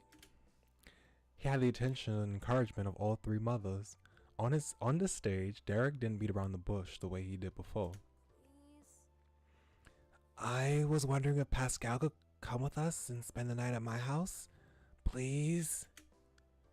You knew your moms well enough to foresee the potential concerns, to foresee the potential concern reactions. And so Derek sped through his extra terms to make sure they heard that pop before answering. We'd set up in the living room instead of my room, and my parents and brothers would still be around. People could keep an eye on us. As expected, Mom and Ma weren't instantly thrilled. They were shocked by the possibility. And while he was successful in avoiding the first obvious pitfall, your mom's still had a completely different apprehension to fret about. I don't know. That's pretty last minute. You're about to walk out the door. We couldn't have Pascal and Pools. Derek's mom stayed strangely silent after he popped the question. She'd fixed to stare at her son, crossed her arms against her chest, and shook her head at him. But the shake didn't mean no. It had another meaning that maybe only a Suarez can get. Still, she smiled. We could find a place for Pascal tonight, if there's no family conflict with that, and he would like to come over, of course. Both of your moms turned their faces right towards one another on instinct. They were astounded that Derek's mom didn't mind. Huh. Mom scratched her head over it. Derek had made a huge request with no advance warning, and Mrs. Suarez had 3 children to take care of, to care for already. It seemed unreasonable to her. For your ma, however, a light began to sparkle in her eye, and when she noticed you looking, she held your gaze. Pascal, do you want to go? I do. Ma wrapped her arms around one of her wives. In that case. I see. I think that'll be all right. Just this time. Really? Your mom sputtered. She clearly hadn't gone to that page of the script. Your mom had got an encouraging pat on the top of her hand for her troubles. She remained absolutely perplexed, mouth open, eyes wide. Mom could only process enough to realize she had become the odd mom out. She probably didn't know why she was doing it, but Mom turned to look at you. Pack it up, Pascal. You don't want to keep them waiting. You snapped your gaze at Derek. He'd done the same. The two of you shared a matching look of astoundment. It was almost identical to the gesture your moms had made when Mrs. Suarez first accepted Derek's proposition. It's not this exact same because we're family, very close. My sister would always, like literally all the time, we would hang over with my 2 cousins. Well, now it's 4 cousins. They have 2 younger siblings. But we hang over with my cousins on my father's side by his sister. She'd always be like, can I go over, please, and stay and spend the night? At the last minute, no plans. Just say, hey, can I spend the night? Often it would happen. Thank you. Mrs. and Mrs. Whitlock. Thanks, moms. Yes. No way. Thank you. You're lost for words. Thanks. The deal was finalized with a crisp clap from Mrs. Suarez. Pamela's right. You should get what you'll need for the night. You're coming along for the ride. I'll help. Neither of you gave them time to change their minds. Excuse me. You ran back to your room and began to pack in a whirlwind.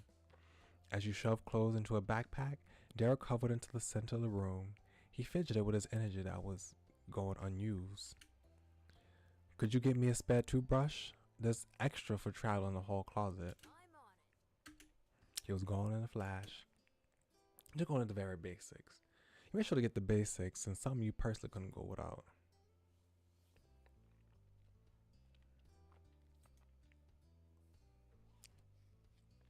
Gotta get my portable gaming console. I remember, yeah, I would take my DS all the time. Derek returned in a sprint. A toothbrush held over his head in triumph. With a grin, you threw it into the overnight bag. That was enough to get you by for a short trip. You zip it up, hook it round your shoulder, and went out the door. You checked off the final requirements to leave. For the second time in a matter of minutes, you rushed down your stairs in a flurry of steps, with Derek close enough that you almost stumbled into him. At the bottom, you came to stand in front of the mom group. We're ready. Perfect. Good luck, kiddos. Have a great time. Gently, rhythmically, Ma ran a hand over your hair. Her precious hopes for your safety and happiness ebbed from her fingertips into you. Take care. Good night, Pascal. I will, and thanks. Mrs. Suarez and Derek gave their own goodbyes, and afterwards they returned to the minivan that had brought them here. And then, almost unbelievably, you slid into the vehicle with them to go on an impromptu sleepover. The chill of the squeaky leather against your hands and the persistent smell of an animal cracker crumbs kept you grounded in reality. Derek bounced against the seat back like a kid on a roller coaster and clicked his belt into place for the ride back into his condo. You strapped in too. You never could have imagined that evening taking you down this literal metaphorical road, but you were eager to find out what had happened next. The sun continued to sink as Derek's mom drove down the highway. When you arrived at your destination, so at night. The condo complex was nicely lit and well maintained. 3 of you easily made your way up to Derek's house and went right in. Slipping her set of jangling keys into a nearby wall hook, Mrs. Suarez called out into the hall from the empty living room. We're home. You braced your ears for a second sibling caused commotion of the evening that you knew would come. Nicolas tore out of his bedroom and thundered across the floor until he had his arms gripped around his big brother's legs. Even with all the force 6-year-old Nicolas could muster, it was hardly a bump against Derek. He absorbed the impact calmly, giving his little sibling a pat on the head for his troubles. Yeah, we're back. The 2 remaining boys of the family came from the same room at a snail's pace in comparison to the first, but soon enough, Mr. Suarez and Jorge were here with you, too.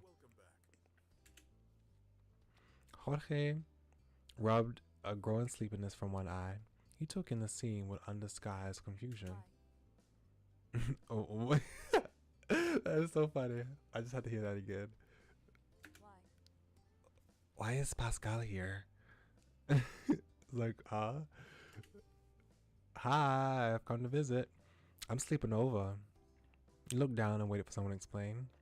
What do you mean? I live here too, you teased. I'm sleeping over. Jorge doesn't like that. What? Mom? What? Mom? Yeah. She answered matter-of-factly. Pascal is staying over with us tonight. Jorge clamped his mouth shut.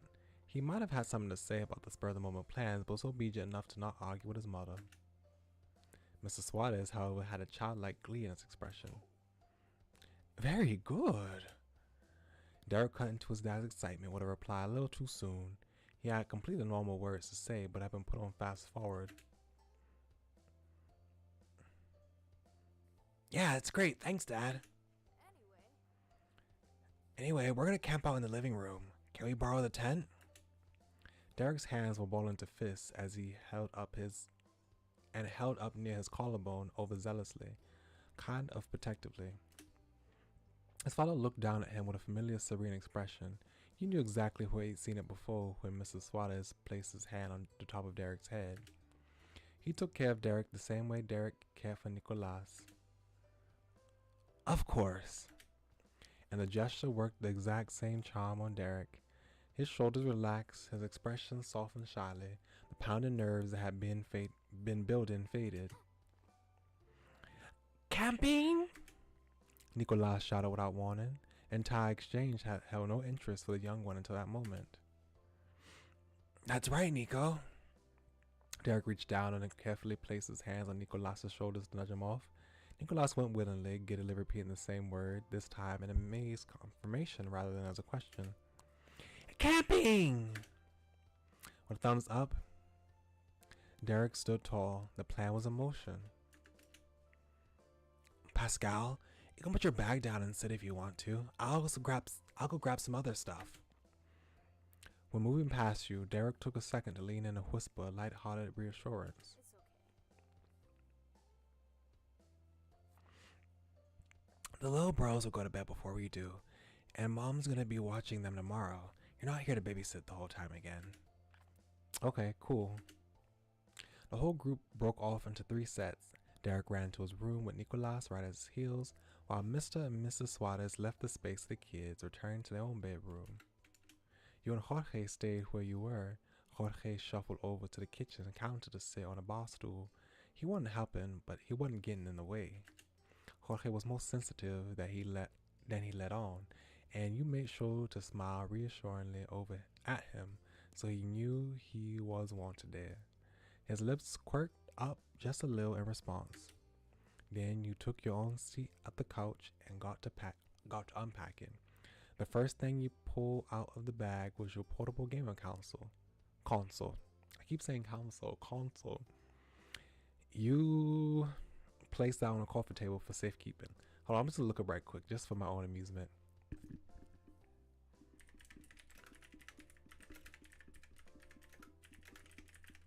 Like, does anyone else do that? Say console instead of console?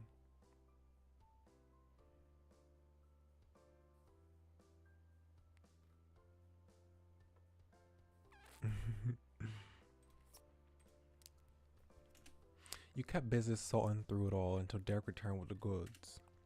2 pillows were under each of his arms. He had a few bright lit pattern blankets draped over his shoulders, and the rope loop of a big nylon pack was hooked around one wrist.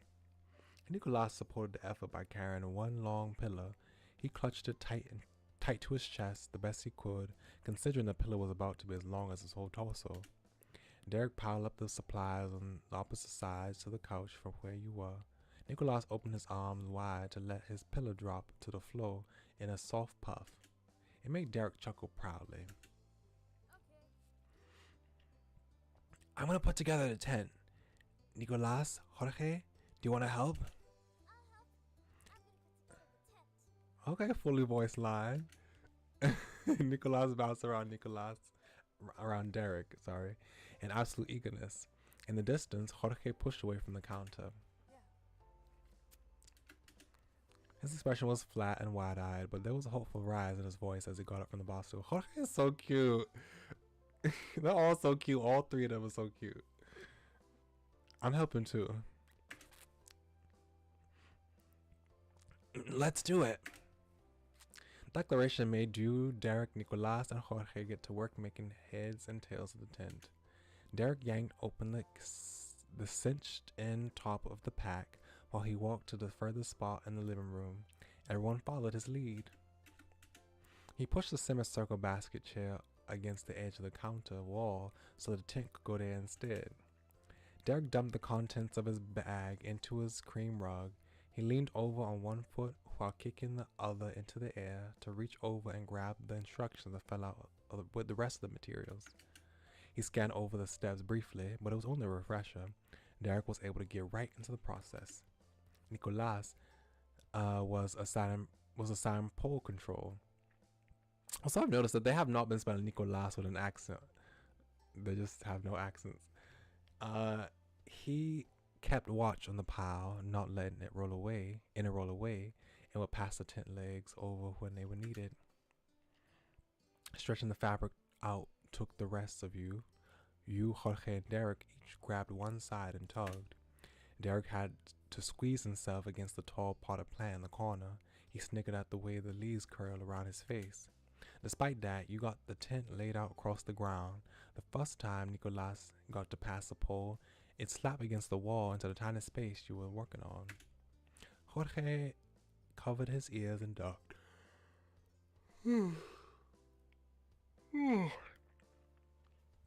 Derek snatched the end out of the air before it could do more damage.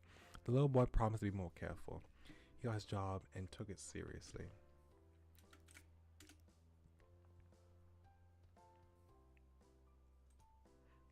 Piece by piece, the project slowly took shape until it was finally complete. The small gray tent sat in its full form, nestled into the nook of the living room. Good job, team. As if he yelled into the cave, an echo of his words followed after. Good job! Nicolas threw his arms into the air with joy. Jorge simply smiled, satisfied. Thanks for the help, everyone. It's a beauty. You applauded the success. I'm impressed we didn't break it. Good job.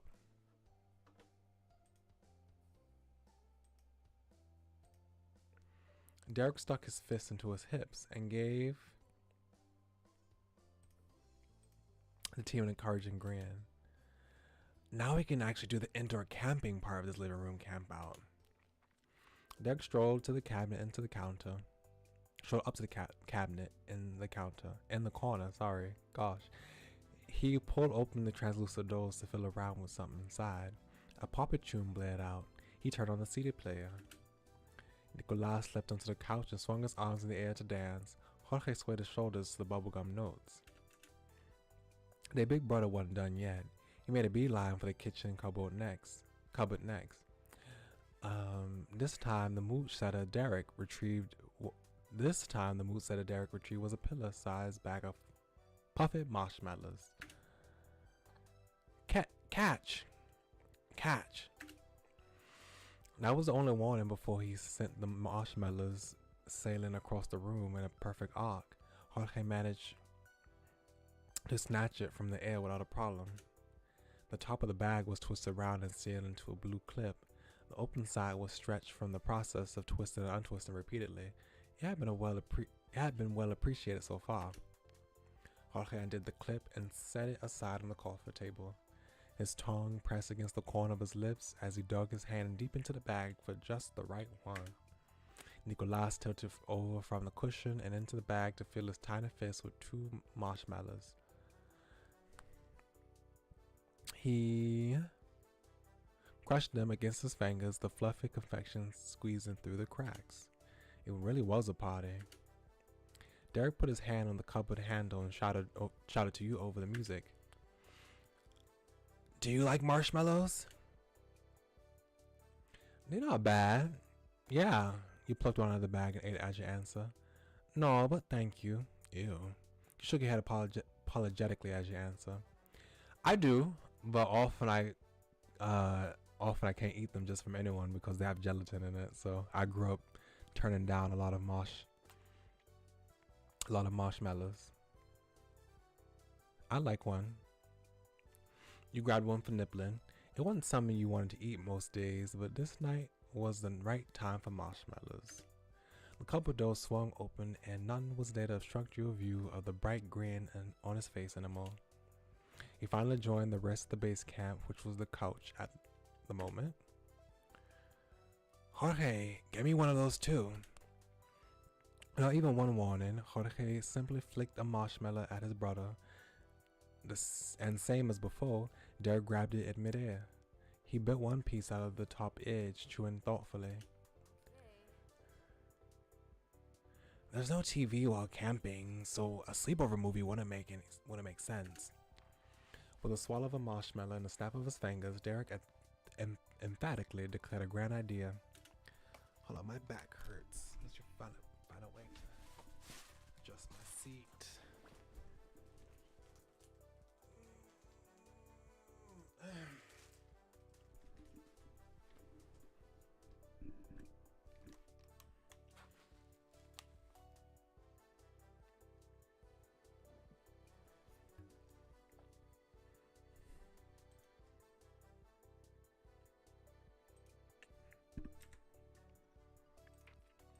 Okay, this is better.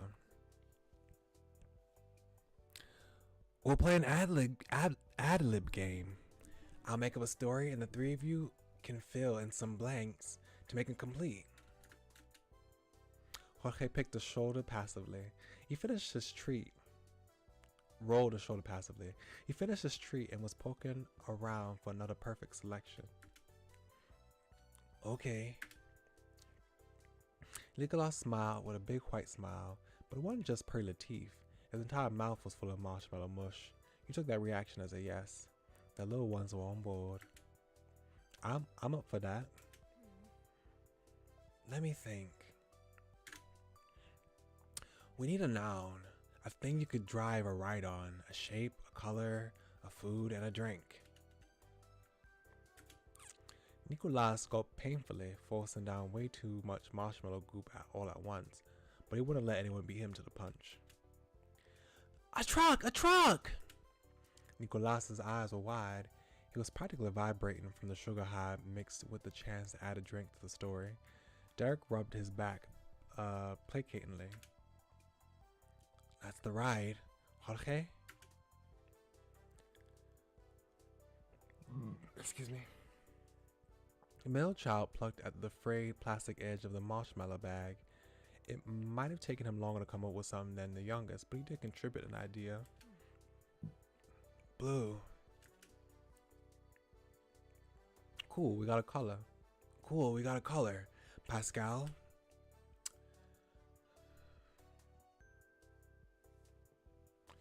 The shape. Type in the shape. I can type in anything, okay.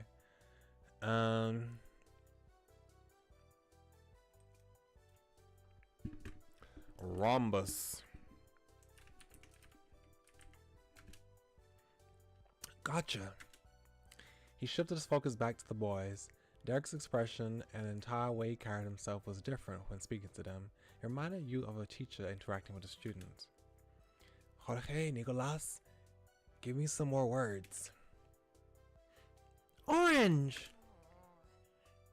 I mean, that's a fruit too.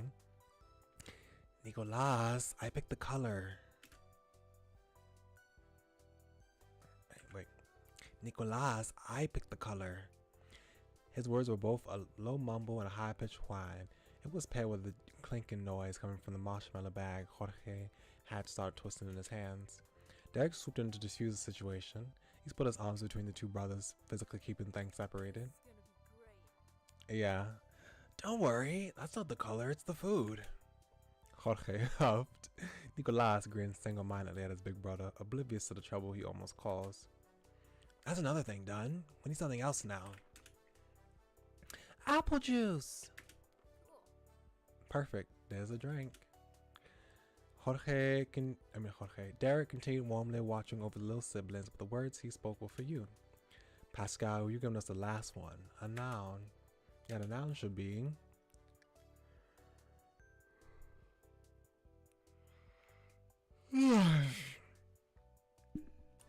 Easel. His expression somehow softened even more. Awesome. Derek pulled his chest back and folded his arms. He smirked, brows angled, and his eyes squinted. I can now tell you the story of Baby Castle. Nicolas stamped his feet readily into the couch. He was absolutely squealing from the premise alone. Baby Castle? Yes, that's right. In a big open field, there was a stone fortress that was Baby Castle. Everyone who lived there was a little baby, but they didn't need any adults. Their greatest treasure was a giant golden easel at the center of the courtyard. They were always vigilant to protect it from the greedy hands of grown-ups. Jorge snorted. His mouth and cheeks began to pull upwards. Then one day, someone came to the gates of the castle on their truck. It was a man, not a baby or even a kid. He had a rhombus-shaped head and a fancy top hat. He was knocking on the door, demanding to be let in. They were just babies and they needed supervision. It was a blue alert, and the guards were rushing to their stations. The first line of defense was the orange catapult. It was loaded up and then fired. Bullseye! The orange knocked the top hat off his head, but the rhombus-faced man wasn't deterred. He used his giant grown-up legs to climb over the wall. There was a panic in the castle. He had to be after the golden easel. Derek shifted his weight from foot to foot with precision.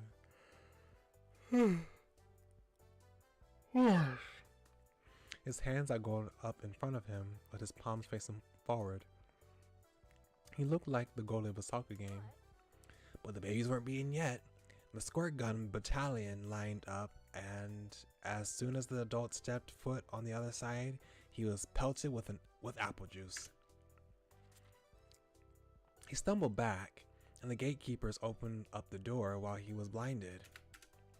He got pushed right out and back into his truck.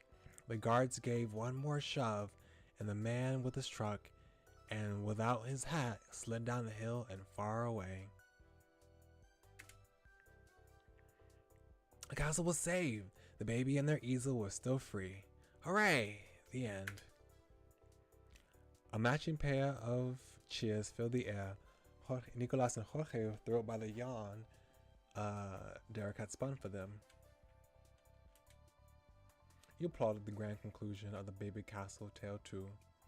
It was a dumb story, but very cute how Derek could entertain his brothers. You snickered into your hand just as amused as Jorge and Nicolas. It honestly impressed you how well Derek could improvise. The whole thing seemed really juvenile.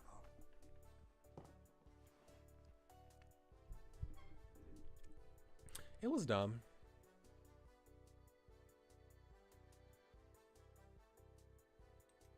But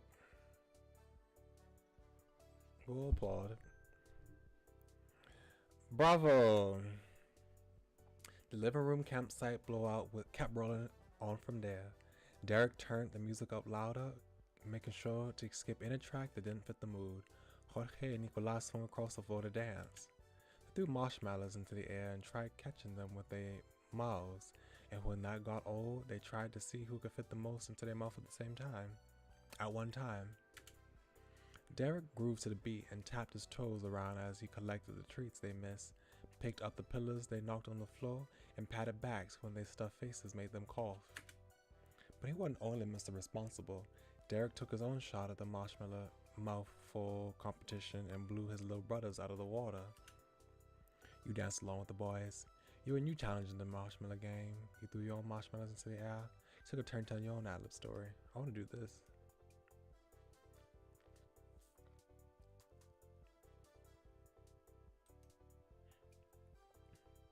And you caught some, and while the others ended up on the floor. They were slippery for stuff that was so sticky, but you enjoyed the challenge. As the night continued, Derek moved on from the party hotspot to chill out inside the tent. He was on his side, propped up by his elbow. It took a few minutes for Nicolas to notice his brother's disappearance from his sight lines. He knew the moment it happened. He'd been bounding from the cushion to cushion on the couch, but came to a firm stop, sticking his feet deep into place. Hapless pout flickered on Nicolas's face before it almost instantly curved into a sly grin. Nicolas knew where he could find his favorite person. He leapt from the arm of the couch to land at the entrance of the tent. From there, he sprung forward like a shot straight into Derek, shoving him over onto his back with an oof. Derek didn't get up. He flopped his arms out and lay motionless. 3, 2, 1. Derek was down for the count and Nicolas was a winner. Claiming his victory, Nicolas curled up on Derek's flattened chest. He tuckered himself out. You sat stretched out on the blanket inside the tent. You sat balled up on the blanket inside the tent. You laid down on the blanket inside the tent. You sat stretched on the floor near the tent. You sat balled up on the floor near the tent. You lay down on the floor near the tent.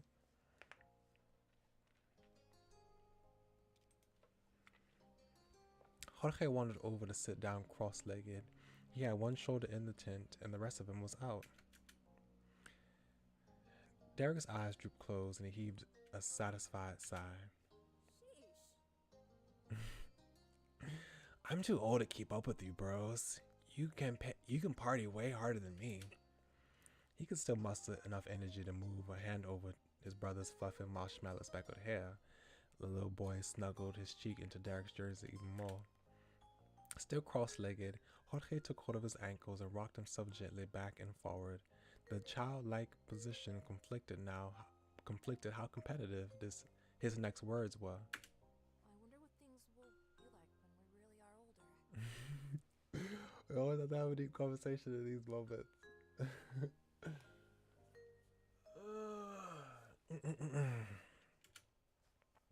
The brother with the most days behind him smiled softly while his eyes remained shut. That's easy. 10 years from now, I'm going to be a famous athlete. Nicolas will obviously be the cheer captain at all my games. Derek earned a squealing giggle from Nicolas. He even kicked a leg out like a puppy who got his stomach scratched. Jorge, you'll be my career manager. Jorge stopped his movement, sitting a little taller. A smile pulled at the edge of his mouth. Obviously. Pascal will be there too. Will I? That perked your own interest. Yeah, I'll be on the same sports team. Yeah, I'll be on the same sports team. Whatever it is. I'll be Derek's trophy husband. I would. What would I be doing? Oh yeah, I'll be on the competing team. Whatever it is. I'll take care of the merchandising. He waited for him to keep going. I would. What would I be doing? You be achieving your dreams. His voice drifted off quietly. And the four of us will all be neighbors. You thought that sounded wonderful. He wanted to live next to you. He wanted you to be part of his future. Derek, Jorge, and Nicolas. You glanced at each of their faces and felt glad you got to be here. You went to different schools, lived in different towns, had different families. But sometimes you were able to share your worlds with each other. And maybe someday Derek's story will come true, and you'd even be closer, and you'd be even closer. But that time wasn't now, and all too soon the Swatter's parents reappeared to take the younger children off for bed in their own room. Despite nearly being asleep already, Nicolas grasped Derek's shirt when his dad reached in to pick him up. Derek kept one hand on Nicolas's head and pressed the other against the floor, gently shifting into a sit position. Nicolas's grip made it easy to do without either of them falling over. When he was upright, Derek collected his little brother in his arms fully and shuffled out of the tent.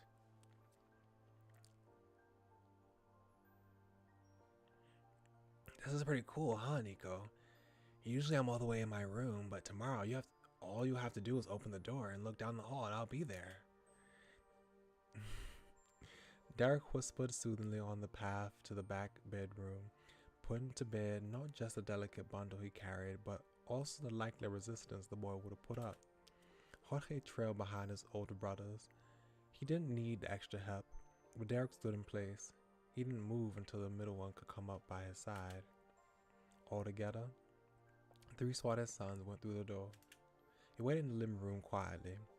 Maybe a minute or two passed before Derek switched off with his parents. He came out empty-handed and they went in. He took wide, tiptoeing steps over to the campsite. His sleepiness from before was wiped away by a second wind of excitement. Derek made it back to the tent and put a hand to his mouth, watching the hall like a hawk for any sign of his family. It's all good. We gotta change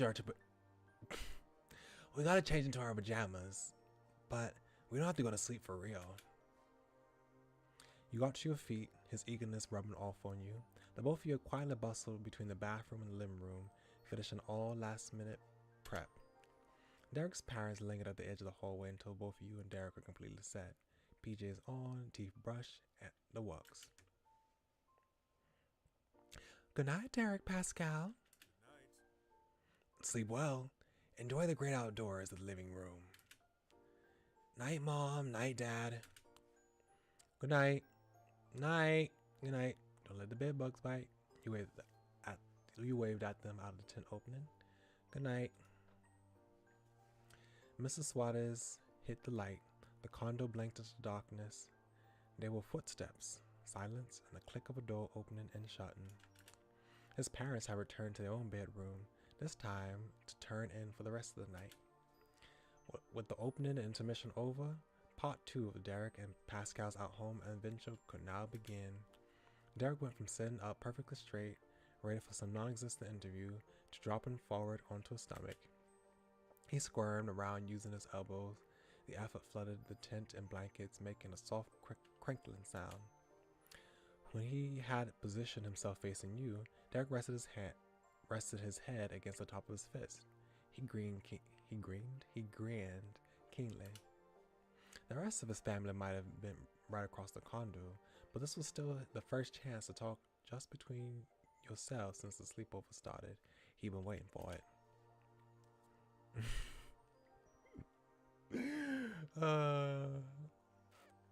Hey, Pascal. Hey, Pascal. His cheeks lifted high enough to push up the bottom of his eyes as he whispered with a childlike sense of secret sharing. So, I was wondering, if we were being totally, completely serious, what would you want to be doing in the future? Do you have, I don't know, a goal or a dream? Yeah, I do. No, not really. I nodded without a word. You shook your head at the question. My dream is exactly what you were saying before. I'm serious about that. I do. At that age, what was it? I want to be famous, like to help people, want to make a lot of money, hope to be able to create things, be very skilled, want to travel, fall in love.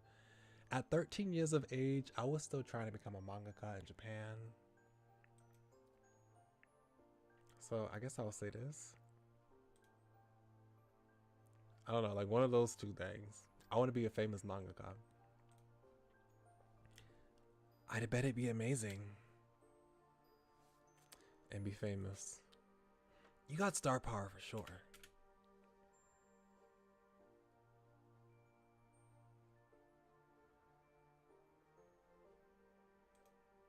Awesome. Yeah, this basically that encapsulates what I was trying to do. Cool. Thanks for telling me.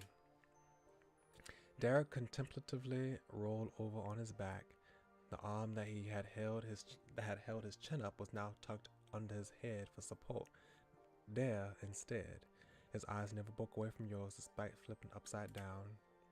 He could move as freely as he wanted and was taking full advantage of that. When his siblings were around, he had to work with 8 limbs and 2 heads thanks to Nicholas' literal attachment to him. And that got your train of thought fully on the track of siblings. You opened your mouth and said, I had to crack my back. I wish I had a little sibling. I'm so glad I'm the youngest in the family. I wonder what it'd be like to be an only child. I wish my siblings were nice as you are. I wish my older sibling was as nice as you are. I wish I had a second big sibling. Siblings are complicated.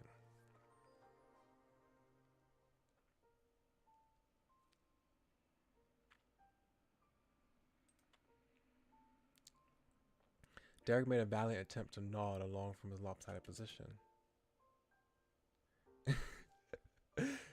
Elizabeth isn't a super helpful role model. Sorry if that's mean. It's true. He covered his mouth with his free hand to keep his snickers from getting too loud. Do you ever wish you had a big sibling? How does it feel to be the oldest? Would you want more or fewer siblings? You quietly thought about it all. As the oldest in the family, I've thought about what it'd be like if I had an older sibling. His gaze trailed away from yours for the first time so he could stare at the tent ceiling. I don't think so. Maybe I've never needed a big sibling to look up to because I already had someone for that. My dad. Oh, that makes sense. The air in the near complete darkness had felt warm and comfortable, but the atmosphere began to change. It was too subtle to say exactly why, but enough for you to notice. Pascal? Derek reversed his position again, getting on his stomach. His arms were crossed over the floor in front of him and he rested his cheek down against them. Derek's eyes were on the ground too. was it annoying? Would it be weird to ask if you're having fun? No, it wouldn't be weird. Too late, you've already made it weird. I'm having fun. Are you having fun? Why are you asking? He looked at him incredulously. I'm having fun. Yeah, that's great. He clicked his heels together in a rhythm, soft taps and rustling of a blanket. 1, then 2, and 3, 4 in quick succession, and it repeated again. Derek mumbled into his forearm. I was just really hoping this would be a nice time. Forget it. It's nothing. But Derek sprung up on his palms, bringing his head up to your level and beaming directly at you.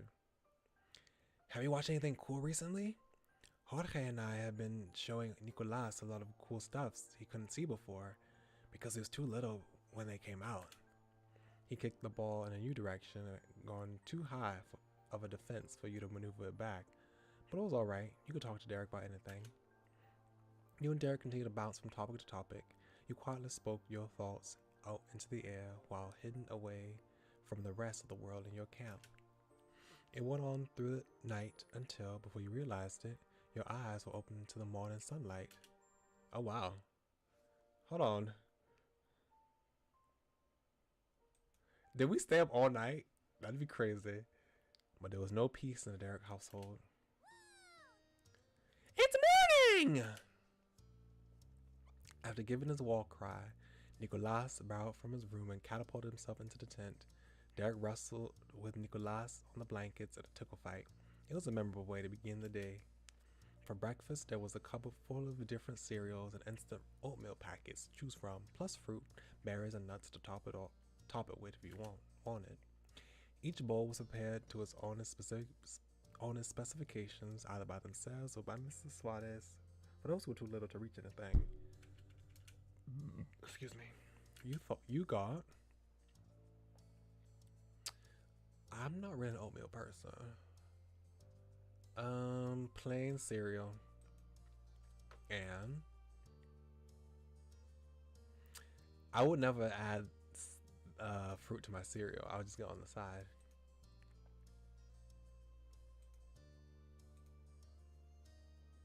Oops, I didn't mean to do that. Hold on. Got plain cereal and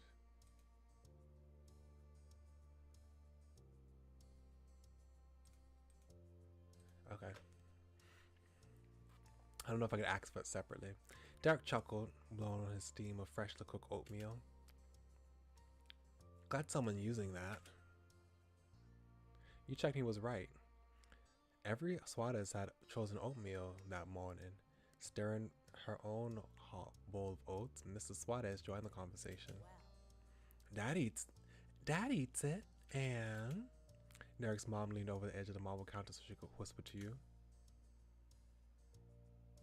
So does Nico, as a snack when Derek isn't home. Oh. Not Nico not Nico pretending to like something else when he actually likes something else instead.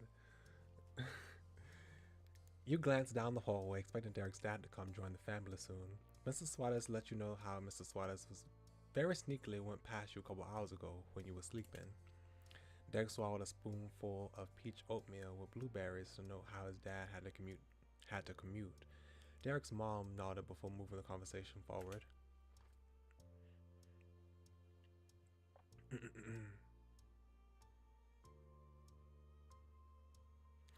I'll take you home in the evening. The younger ones can stay with Mr. Suarez. You'll have a peaceful ride. Your moms know it'll be a little late. We worked it out yesterday while you were packing. And I'll be out running errands until then. I'll be bringing the kids.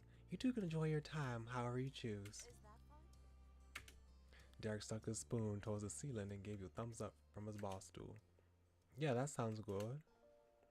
Derek put his other fist on the counter. Double thumbs up. Soon you learn another thing about Derek's family. His dad commuted very early, and all hands were tasked with cleaning up, whether they were guests or not. The five of you made quick work of breakfast. Then Mrs. Suarez made some more assistance from Derek, corralled Jorge and Nicolas into the minivan to act as helpers during her daily tasks. Jorge could properly fulfill that role, while Nicolas was more of an honorary helper who still needed more support than he gave. The title was still exciting enough for him to release Derek for 1 minute so he could be strapped into his car seat for the drive. From one job to another, you and Derek were left alone to put the living room back into its proper order.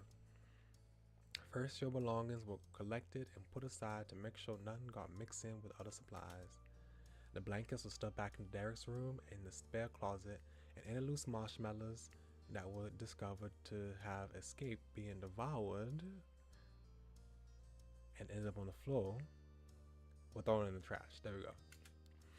Your campsite became a hollow shell of what it once was. It ended so quickly. But a short adventure in the great outdoors of Swatta's living room was better than none. It was still a minor miracle that you got to come. You didn't forget that.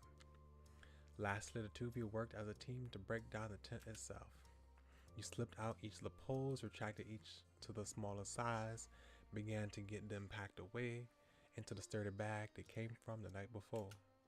While holding up one of the legs, Derek lightheartedly chatted with you. Oh man. I'm so excited. The whole day. We can do anything before you gotta go. Walk to the park, watch a movie, get food somewhere. He hummed along with a bounce in his pose. He was having plenty of fun just doing regular chores with you. Good mood was infectious. It's great. I was just thinking about how I was surprised my mom let me come today. Out of nowhere, Derek twitched like he was hit by a bolt. His hands flipped over protectively and the pole fumbled out of his grasp. It clattered against the wooden floor. The sharp sound made Derek wince. He gave a meek apology while the leg rolled back against the sneaker, gasped pitifully. Sorry. Derek bent his knees and gripped at his shirt's edge on the way down before he reached out to pick up what he had dropped. What were you saying? That was pretty off. You didn't miss the blaring sign complete with warning sounds that something was up. But you obviously wasn't comfortable, so you tried to let it go.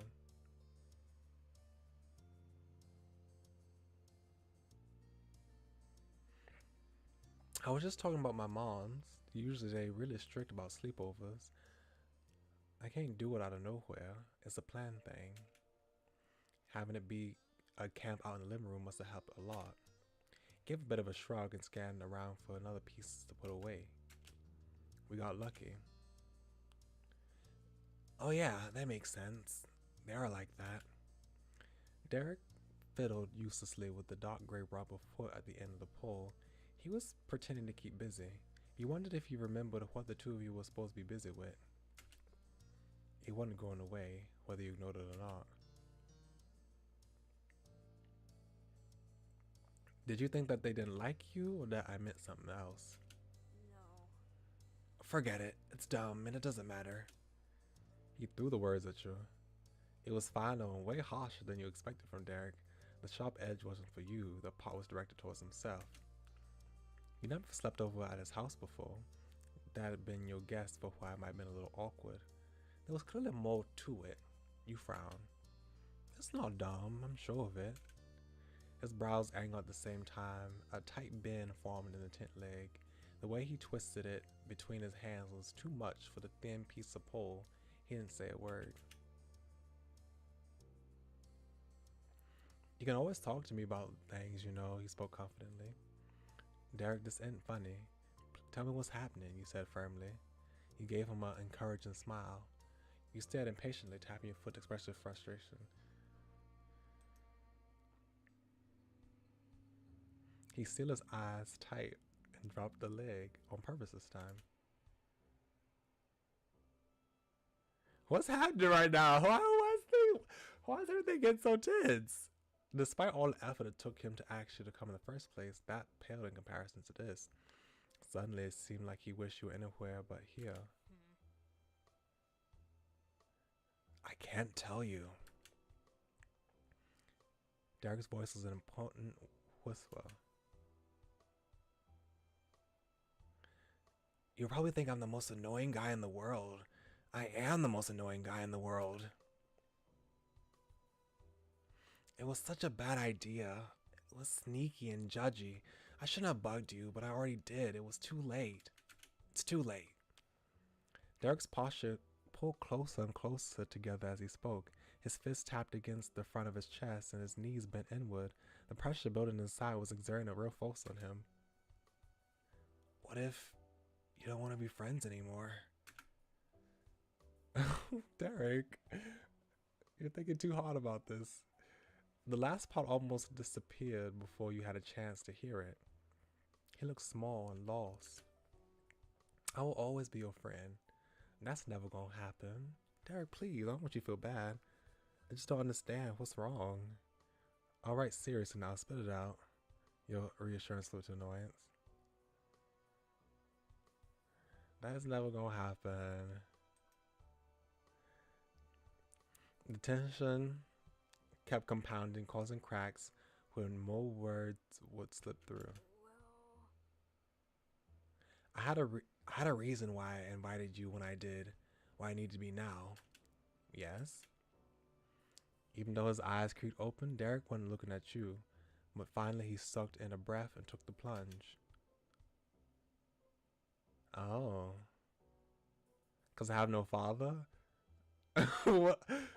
Pascal, today is Father's Day. Your jaw dropped. You had completely forgotten that it was today. You knew what day it was, but couldn't have guessed that was Derek's motivation. I mean, I'm the type of person who would forget it.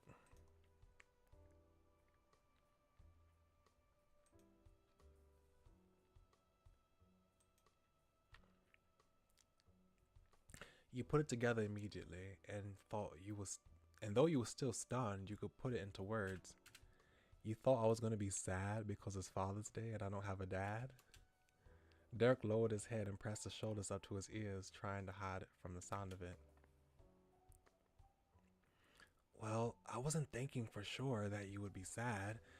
I didn't know how you were going to feel about any of it, and that's what was chewing at me. Derek pulled out words one after another, trying to explain himself and the conflicting feelings he had bottled up the entire time. The floodgates had been opened. It's not like I was around last year when this happened. I couldn't help wondering if it was a normal thing or a good time or a low point or whatever. But I don't live in Sunset Bird. I can't walk over like it's nothing to check. I had to come up with some other dumb way to be around. Derek's speaking paced slow, but his blanks picked up speed. His rapid flow of words went from explanation to admonishment. It was enough for him to choke on. Well, that's stupid, because if you actually wanted to be anywhere near me, if you wanted me to be anywhere near you today, you could have just asked yourself. And your moms are great, better than most dads, and you got Elizabeth too. Sorry. I shouldn't have made a whole thing out of it because I made stuff up in my head. I'm sorry. I'm really sorry. And then it went bone dry into silence. Derek dropped his arms into his sides in defeat. He could only look at you out of the corner of his eyes. He was such a sweet guy. Poor kid. His seriousness about something like that was hilarious. Derek had been trying to look out for you. The realization made you grateful. Your gaze shifted uncomfortably under his gaze. It wasn't something you asked for. It was infuriating that he had butt into your family. Knowing Derek viewed things that way was strange. You weren't sure how to feel. Poor child. I don't know how I would feel in this situation. I've grown up with both my father and my mother. So, I don't know how I would react. You laughed, you teared up, you covered your face with your hands, you hugged him, you gave him a arm-friendly punch, you flexed his cheeks.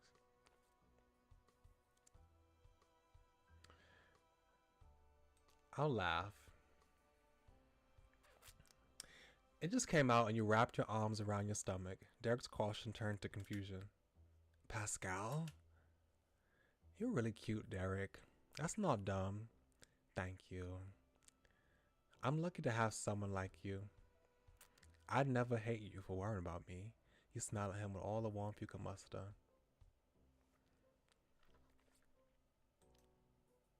Really?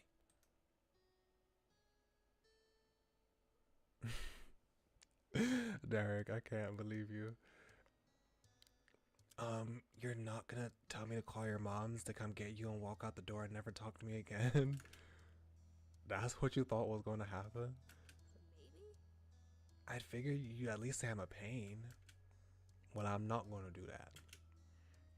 Derek crumbled over, gripping his hands against his legs and releasing a massive sigh like he finished a marathon. Wow, okay. Okay. I'm sorry still. I should have just asked you instead of creepily making you come to my house so I could watch and see if maybe I could figure it out without having a normal conversation. Yep, that's also a good option. The emotional exhaustion from carrying that stress on his back really taking its toll. Derek crouched completely and plopped onto the floor.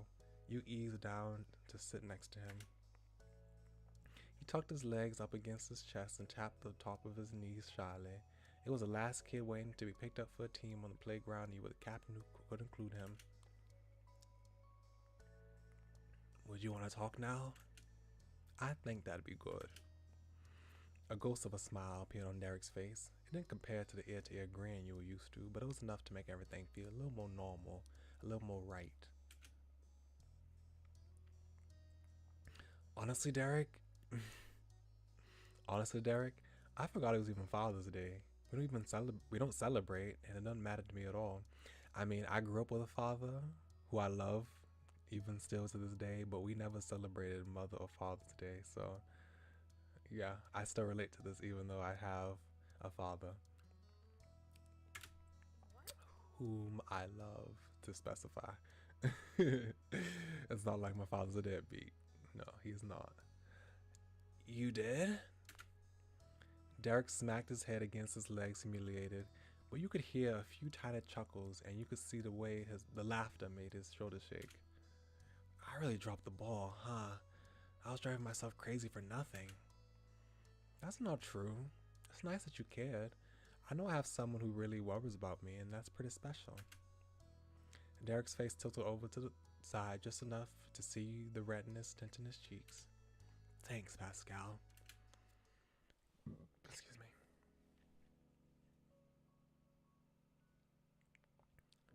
What's this music? Derek waited there on the floor silently, still curled up in a ball. If there was more you needed to tell him, he wasn't gonna miss it. What's it like having a dad? Is it different how it's like with your mom? I hope doing this doesn't ruin your own Father's Day celebration. I'm glad I have got two moms. Honestly, I feel a bit like I do have a dad because of Mr. Holden. I wish I had a dad like yours. We only sat there not saying anything else. Huh, what should I ask?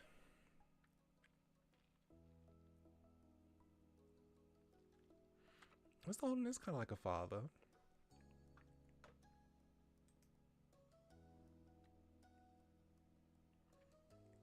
Cole's dad wasn't your family, but he was an important figure in your life.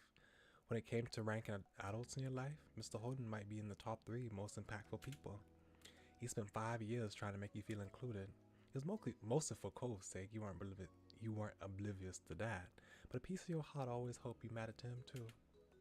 You were thrown from your quiet reminiscence by an entirely expected shout. It was almost half as startling as a signature clip of surprise. Really? Cove's dad? Derek shook his head rapidly at himself. That was not a very polite reaction. Sorry, it's not bad at all. I don't know a lot about Mr. Holden, but obviously you'd be way closer to him than me. Yeah, he's always been there since I was 8. Even though he doesn't set rules or try to parent me at all like my mom's, he doesn't really do a lot of that for his real kid either. He's still a dad anyway. That's cool. Does he know? Derek hugged his legs and pressed his chin against the top of his knees. He made a hot, meltingly hopeful smile on his face. Oh, hey, you could do something nice for him when you get back to the neighborhood. I think Mr. Holden would appreciate it a lot. Maybe. Hope this didn't ruin your own Father's Day celebration. No way. He slapped the palm against the hardwood floor that made the outburst even more startling. Derek stared at you with complete seriousness. All he'd want is getting a card sometime, and my bros might give him a little kid kind of. And my bros might get him little kid kinds of gifts, a flower from a park or a Lego guy or something. You being here too is for sure not gonna ruin it. Don't worry about that. Dad only wants to party on all days on birthdays, but you could still come. You could still come to those anyway. That's good. None would have made you feel worse than having Derek throw away his in the family celebration, try to give you one. But it was easy to believe what he said. He wasn't placating you.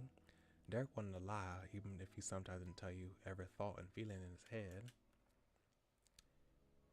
Well, I'm glad I've got two moms. I love them. I get it. Definitely. They're really good. That was an understatement. Your moms were some of the best people in the world. Mentioning them took you right back to the fun times you had with your family. My moms are sharing Mother's Day with each other for the parent-based holiday. The one time, Mom joked about how they could switch off. One could make the actual Mother's Day to herself, and one could make Father's Day be the other Mother's Day.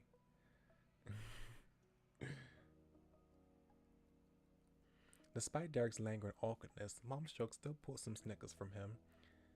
She would have been thrilled to know that. That's compromise. Really, what a missed opportunity not to actually do it. Totally. But that's why we never done anything for today. Oh, His parents weren't here, but his gaze automatically went to the hall that led to Mr. and Mrs. Suarez's room. He had no idea what was on his mind, so he waited for him to say it. Derek ultimately shrugged one shoulder and tilted his head back to you. It's kind of different. My mom is really a mom, and my dad's a dad. What? Oh yeah, it all makes sense. Can you elaborate on that? You blinked at him incredulously. Okay, thanks. Sorry. He scratched his ear. Derek heard the way his own words sounded just as well as you did. I think what it means is like, Mom is nice because she loves me and I love her and it's great. We could just be together and it's like don't have to grow up so fast. It's okay the way it is. That's not exactly how it is with Dad because I want to be like my dad and I'm not. I want to get mature and responsible and do more. I don't feel like I'm good enough where I've got to compare myself to him. Derek blinked. He caught himself losing track of the topic. It was going where it wasn't supposed to be, and Derek put a stop to it. But it's not bad. It isn't like he's trying to make me feel that way. He pushed a couple inches off the ground using his heels and tipped backward a bit, and then fell back into place. Derek looked like a tiny rocking horse. A slightly grin cracked open his lips as he swayed. And I bet a lot of kids don't have that kind of thing about their dad. They want to be like their mom, or both their moms. Huh, that's interesting. I don't get it. Thanks for trying to explain that to me. I think you're already good. Good luck with your goals. You simply nodded. I'll probably just nod.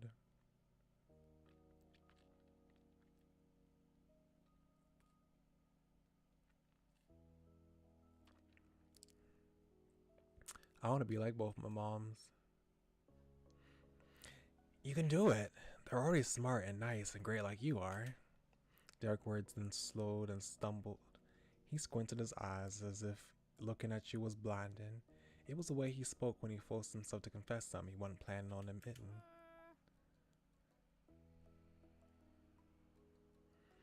Also, well, Pascal, since we're talking about mom and dad, I want to tell you, they do kind of know why I wanted you to come over. I didn't tell them it exactly, but yesterday they somehow figured out I was worrying, and before I could do something to stop it, they put it all together. I don't know how parents do that. They wanted me to help you. They wanted to help me. They wanted to help me help you if you needed it. But they didn't have any idea that I was just being nosy and didn't give me any reason to worry. I understand. It's hard to pretend something is nothing when it's not. and it was really important to you. It was, for sure. Thanks. Didn't say anything else. Your thoughts drifted away from Derek and even from you. They floated across the condo, out the window, and off into the vast summer sky. As the silence settled between you, Derek plucked at his shoelaces and chewed on the inside of his cheek uncomfortably. When you felt the need to fix everything and make it all better, it was a major hitch when it was not your problem to solve. The air conditioner whirred in the background. Through your fuzzy feelings mind, you could picture your moms and your big sister. Then your brain and your body suddenly snapped together in focus. Wait, what about Elizabeth? What, celebrate Elizabeth on Father's Day? The mention of a name got the same instant reaction from Derek that you just experienced. His eyebrows lifted and his mouth opened soundlessly on a small O.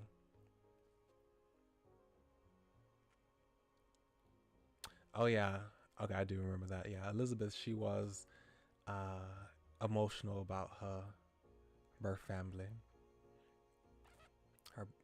She acts like she's over everything, but I think I remember back when we were little kids, she would get mad. She would get mad on Father's Day. Maybe that's why she was so aggressive yesterday. She didn't have any friends who were coming over or anything, and Mom's had work, and now I'm going too. Derek looked hard at the front door. Was he expecting her to walk through it, or was he planning on running over the Sunset Bird to check?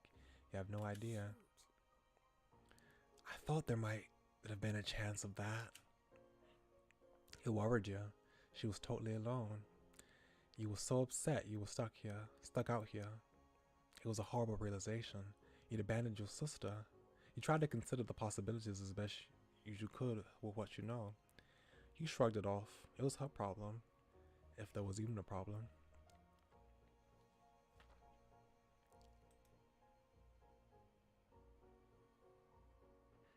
I hope she's okay. Can I call her? I gotta use your phone. Derek, do you think you could call from my house? I want to go home. You said none as a frown trembled on your face. I hope she's okay. Can I call her?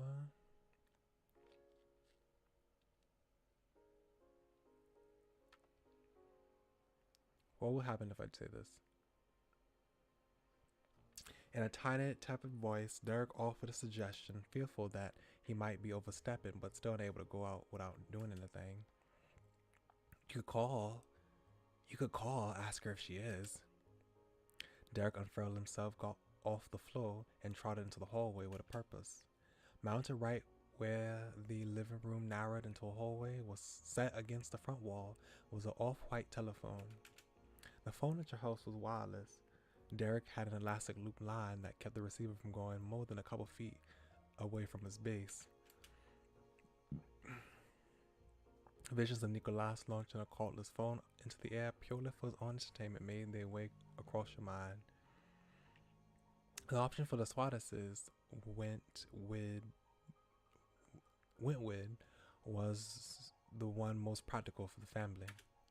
Your sibling, however, would throw a fit if she couldn't chat with her gal pals in private. Elizabeth, you wonder what she was thinking about right now. But you wouldn't have to imagine for longer. Derek didn't waste any time taking the receiver off the hook it offered to you. There have been many times in the past Derek used that very device to call your house, so the two of you could chat about your lives and make plans or whatever else. You literally ended up on the other side of things, poised to give the Whitlock line a ring from the Swatters condo. You took it from Derek, munching the number. You couldn't remember the number offhand, but written down in your bag. You froze. You couldn't remember the number. Had no way to check. Derek, I don't remember it. My house number. I do. I do remember. When you pressed the cool speaker against the side of your face, you heard the high-pitched dial tone playing on repeat. It rang and rang, waiting for one specific person miles away to answer this call. Finally, she did. Hello? Your sister's unmistakable voice filtered through the phone. The impatient note in her voice was just as recognizable. She didn't even know who it was. It was already sounded uninterested. Hi, Elizabeth. It's Pascal. Apparently, her apathetic approach was being generous because once she did find out who it was, she cranked the attitude up to outright annoyance. Pascal, what do you want? You were facing the wall, but in the peripheral view, you could make out Derek glancing with wide eyes. The conversation had actually started. That was all the insight he had on his situation. I don't need anything. Oh, you know, just calling the chat. Or do you need anything? How are you today, Elizabeth? You had no idea what to say. You panicked and hung up. I'm just calling to see how you doing.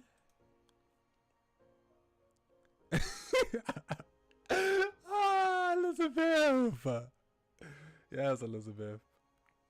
No, we're not doing that. What on earth is wrong with you?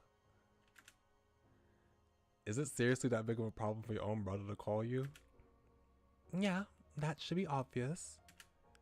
Listen, Pascal, unless the police, firefighters, and ambulance or our moms are involved in whatever it is you're doing, tell me when you get back. You sputtered to get out something, anything that might reach up, but it was in vain. The line clicked dead without a goodbye. Elizabeth, you ain't gotta be so you ain't gotta be so rude. You kept staring at the phone pointlessly. You couldn't move to look at Derek, but your hand holding the receiver lifelessly dropped to your side. Pascal, what happened? She hung up. Despite the near single-digit amount of seconds your conversation lasted, for Elizabeth's frustrated tone had come through loud and clear. A pit began to form in the bottom of your stomach. Your sister wasn't happy and you felt terrible. The wish to have never called her and the wish to have never come to this place fought within you for supremacy. The hall felt cramped and you was suddenly uncomfortable being surrounded by these walls. Derek watched you helplessly, your fingers tense, clenching and splaying again.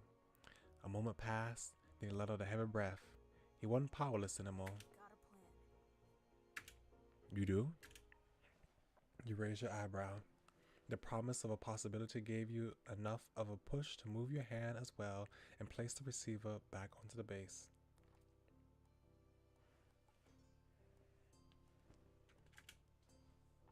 Derek sprinted through the living area and into his bedroom. The clatter of drawers opening and papers flying came through his open door. He slowly stepped to the edge of the hall to try to glimpse what was happening on the other side of the condo. He soon came bounding out again, clearly successful at something. Derek tossed a sack of colorful folded pamphlets across the surface of the coffee table. You jogged over to meet him there. You couldn't tell what they were for from a distance. Let's bring the party to Elizabeth. There are bus schedules and stuff. I've got to look at what the times are and we can leave. How do you think of that so fast? That's amazing. Why do you have those? What? You was under silence. Why do you have all of them? He chuckled mischievously. You know what I say. It's good to be prepared. And I did wonder about this kind of thing before. I can drive, but what if there was an accident or another emergency or whatever? I need to be someplace right away. I already knew a lot of public transportation stuff because of that. Derek began to shovel the papers around and he flashed you a big grin, bright grin. But I didn't think I'd be pulling this out so fast if I could see Elizabeth of all people. Derek laughed lightheartedly over the joke. The words didn't feel very breezy to you. That's because if he was honest, it wasn't about your sister. He spent time studying ways to get the Sunset Bird for his friends, for Cove, and for you. With you and him living away from each other and not going to the same school, sometimes it seemed like maybe you stopped being a piece of his life once you left your town. This proved you definitely didn't disappear for Derek. He cared about you even more when you weren't there, and you could count on him even more than you had known. While you were stuck inside your own head, Derek had his nose in the brochures. He placed his palms on the table, fervently scanned the timetables, and rambled more about his scheme. There isn't a direct line to Sunset Bird. It's kind of a small place. We can take a bus to a rail station and get on a smaller shuttle for tourists. Derek's hands lifted from and hit the smooth surface under him, making a solid smack noise. he was done searching. His gaze flicked up to your face. Is that okay? Yeah. Are we seriously gonna do this? Thanks, Derek. That's good enough. He balled your hands into fists and nodded. You blinked in disbelief.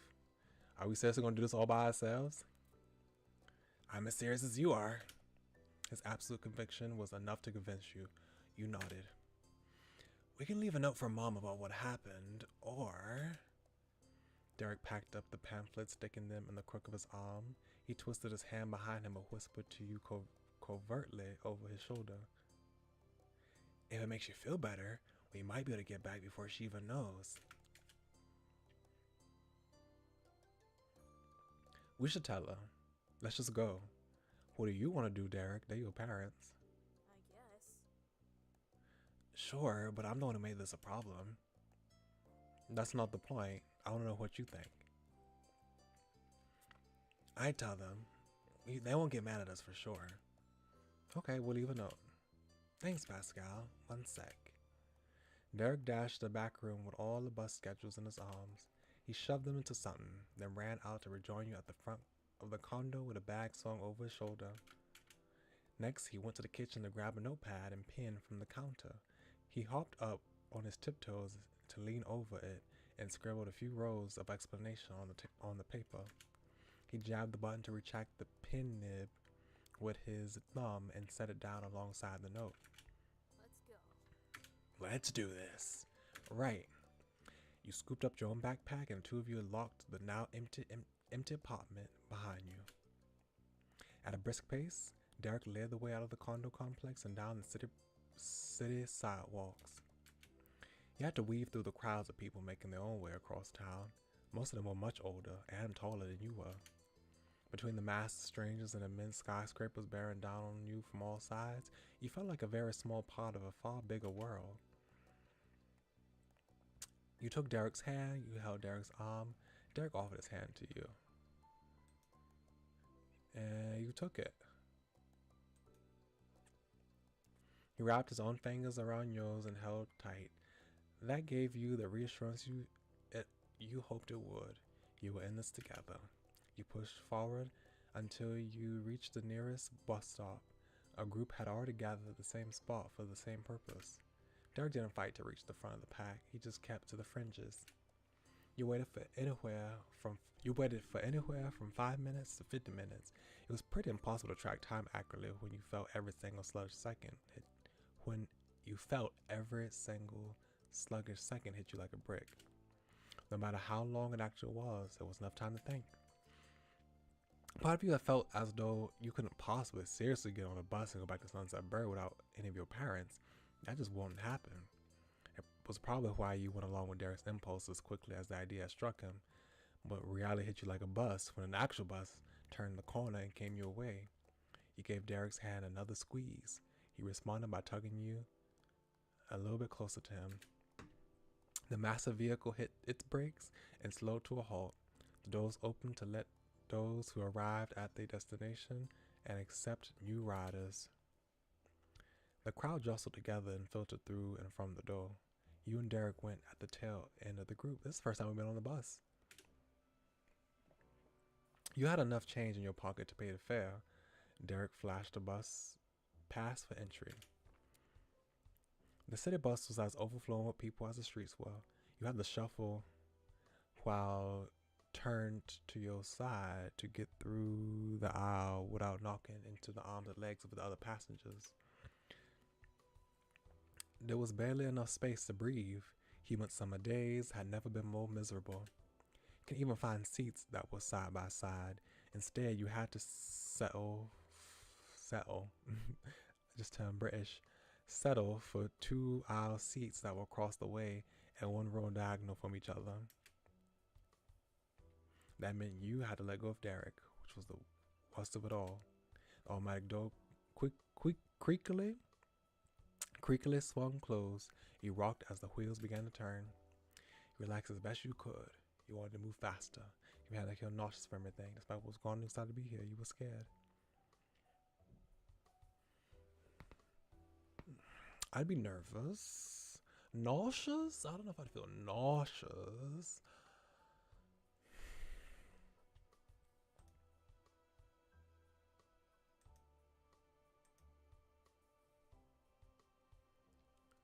How much is this?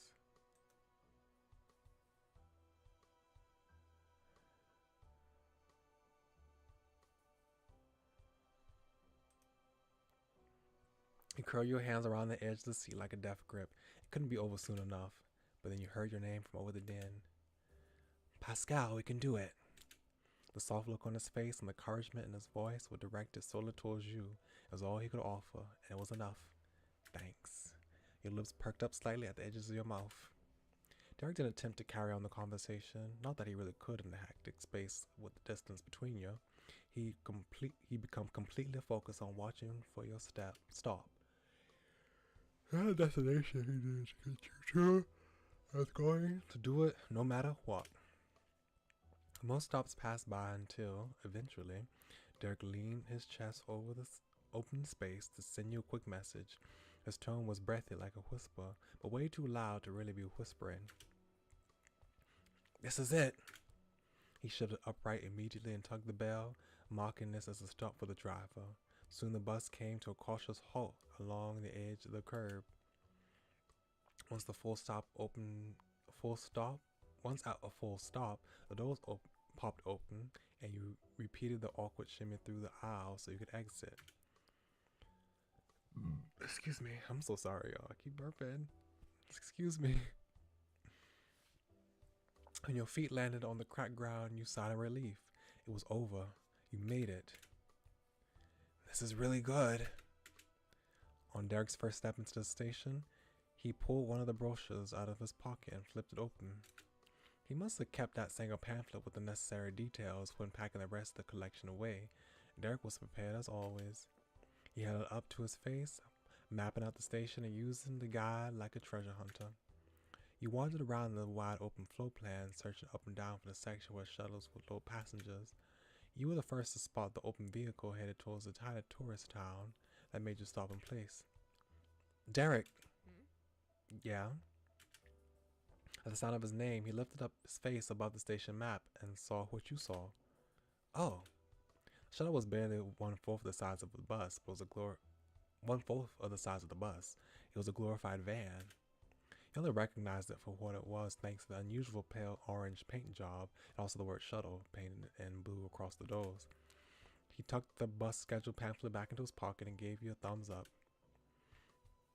Derek bought tickets at a nearby customer service counter. There was no human possibility of you buying your own ticket or paying for both. That wouldn't have die on today. Then you were ready for another ride. He poked your head inside the cabin. Only a handful of other travelers were nestled between 4 rows of seats. From the seat cushions to the smell, the shuttle was immensely more agreeable than the bus, and you were even able to get spots side by side this time. Derek, though, wasn't in any more of a mood to talk. The physical atmosphere might have improved, but the discomfort he felt on the inside was still eating away at him. He only sat in silence. For all the gnawing tension, you didn't make it. The shuttle eventually came to stop at Sunset Bird parking lot. The car was switched off, and the driver gave permission for guests to leave. While the other riders leisurely shuffled around the bags set by their feet and adjusted their hats, you and Derek hopped right off into freedom. Derek took a couple stumbling steps after his leap from the car and stood in place. He watched for your next move, counting on your guidance to finish the journey. It was time to switch roles. Sunset Bird was your turf, not his. You spun into a single circle, scanning the area for clues as to which the multiple big flat, most empty parking lots you landed in. When you swung back around, you got a glimpse behind the shuttle and spotted the corner of the grocery store. You couldn't have been closer to home. My neighborhood isn't that far from here. This way. You stuck your arm out with a finger pointing directly towards the main street that you were positive was through the distant row of bushes. Nice work, Pascal. He made a break for it and launched across the blacktop. You ran with him. There was no time to lose.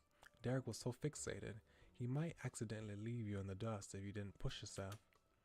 You flew out of the parking lot and dashed down the sidewalk you'd seen a million times before.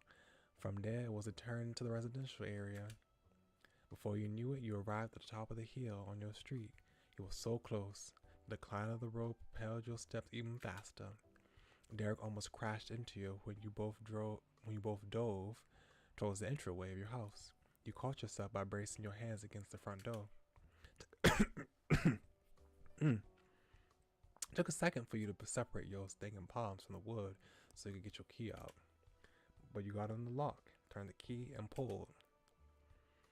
Finally, huffing and puffing, you stumbled inside. You were home. After everything, you almost didn't know what to expect when you laid your eyes on the scene. But it was your living room, exactly as it was every day of your life.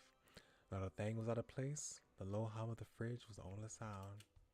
Elizabeth clearly hadn't torn the house apart in an emotional rampage, although you didn't know what her room would look like.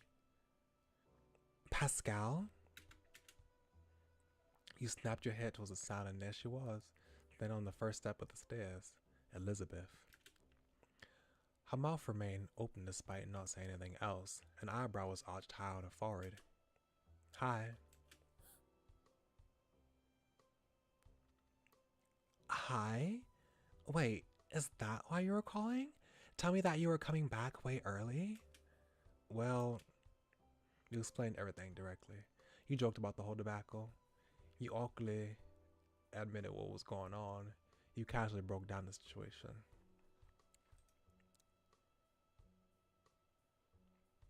You swallowed thickly. Despite how quickly you put your plan into action, explaining those actions suddenly felt like a huge ordeal. This was likely the same discomfort Derek had felt when he had to take the plunge and bring up the topic with you. Slowly and suddenly, you've tried to explain. It's Father's Day and you were by yourself. We wanted to come and be with you. She let out a single derisive bark of laughter, and Mo was threatening to spill out. It wasn't the worst reaction you could have gotten, all things considered. How did that even come up? The tip of Derek's foot scuffed at the wooden floor. Wooden floor Ma kept sparkling clean. He meekly confessed as part of the debacle. Well, I wanted Pascal to spend the night at my place so I can make sure he wasn't sad or anything. That's what I was hoping for anyway, but it wasn't a great plan. He couldn't help sneaking a shy glance at you. The marked humor that colored her face was wiped away. In an absolutely deadpan way, she said 2 words. oh. That's adorable.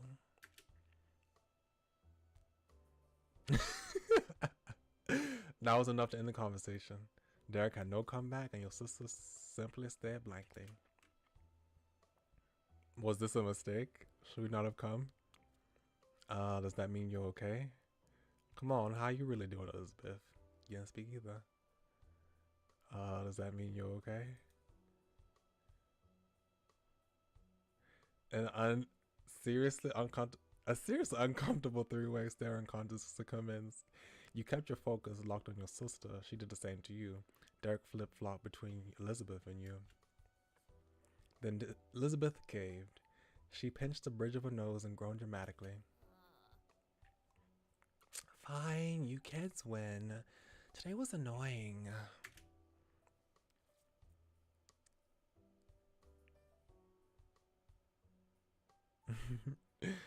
Not because I care that I only get to have 2 moms and I can't celebrate Daddy Day. It's because every year everybody else is busy and I'm stuck doing nothing. And so no. I wasn't in a sunshine and rainbows kind of mood. It didn't help that you ended up getting off that boat either. And then you called me.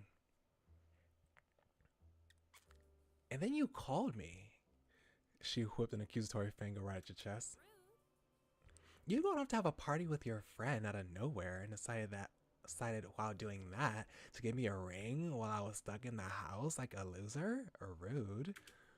That's why I hung up. A smirk returned, much more earnest than before. I didn't think you were gonna race across the city to keep me company. That kind of affectionate teasing from your older sister warmed your heart. It was special and all the discomfort was worth it. Oh, that's so sweet. We got a little Elizabeth moment. I was waiting for Elizabeth to come back. I'm like, we skipped like a whole bunch of different moments. So it's like, is she gonna be a important part of a Derek scene? Good. Because I wanted to see more of Elizabeth. You can already tell today was something to laugh about for years to come. Derek remained serious. He blinked in rapid succession and mustered up the will to continue with his regretful appeal.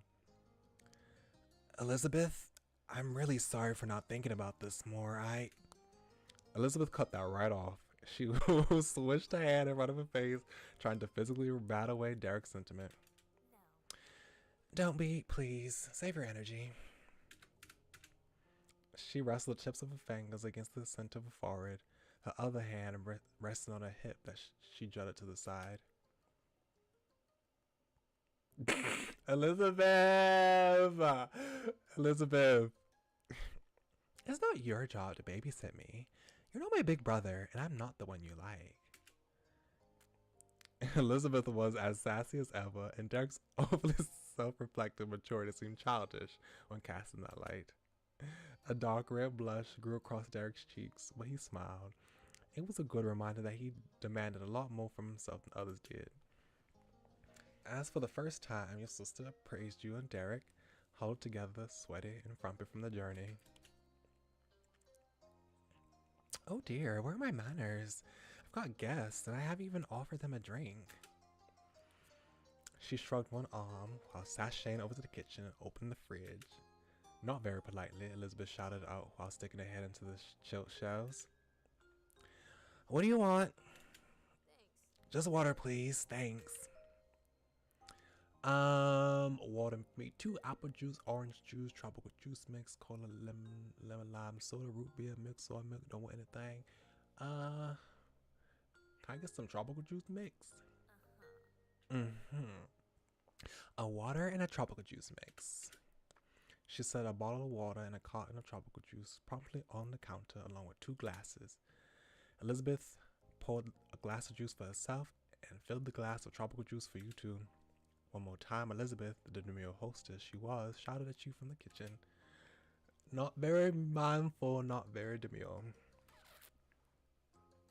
Oh no, that's not how it goes. Very mindful, very demure, very mindful. That's how it goes, right? Come and get it. Come and get it. She punctuated the statement by bumping the fridge door shut with a hip. Then she walked to the living room, taking a sip of her juice. Derek took it upon himself to pick up both of your drinks. He went straight to the kitchen, grabbed the drinks, and returned to offer you yours. You accepted it from him. Thanks. It made your sister snicker over the rim of a glass. Her gaze stayed on you while she lowered herself slowly down to sit on the floor. You shared a quick look with Derek, but ultimately joined your sister on the ground. The 3 of you arranged yourselves in a small circle shape, each with your little drink in hand. It almost felt like being a kid in kindergarten again. Elizabeth lifted a cup over to the group. Come on. To this auspicious occasion, cheers to us. As sarcastic as her tone was, the fun she was having was genuine. Cheers to us. Happy Father's Day. Bad Father's Day, you tease.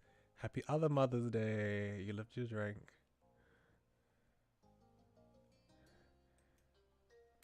Cheers. He thrust his own drink out in celebration before bringing it back to his chest. He twisted off the cap of the water bottle and gulped down about half of it in one go. Derek idly wiped out his mouth when Elizabeth asked a flat question. How did you actually get here? Is Mrs. Suarez idling in her minivan out there? Derek's reply was perfectly cheery. After a long wait there, his spark was finally coming back. Nope. We took a bus. A bus? And a shuttle. None of those buses go right into Sunset Bird, but we made it. Well, obviously you can see that. Okay. Another question. Are you going to be completely grounded for this? We left a note for my mom. She'll understand. This was an emergency.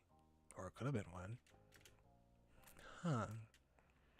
You're welcome. We were on a mission. You were incredibly bashful. It's worth it no matter what happens. You simply shrugged. We were on a mission. Elizabeth rested her eyes shut and took another long sip of juice. I won't tell our moms. Thanks. That's cool of you. We should go now. Would you want to hang out for a little while? Let's make Father's Day cards. That's so random. How? We can't go anywhere. How? We can't go anywhere. Derek jumped right on board with that idea. He had an answer for almost any problem. We'll play a board game. It'll be fun and we got a little time. Yeah. I'll do it. Me too. Okay. Three of you agreed on a classic game and did one round. Soon stacks of fake money tiny figures and tokens were scattered around the living room while each of you fought for financial supremacy. Elizabeth shifted to lay on her stomach and Derek sat up, vigilant for anyone who tried to cheat the system. You really felt like a kid again. At the end of the line, you were victorious. Derek applauded your success and Elizabeth was as sole loser as ever. It was a nice time. When it was really over, Elizabeth spoke up. Alright, you've gotta go. She stretched her legs and arms, spreading out wide.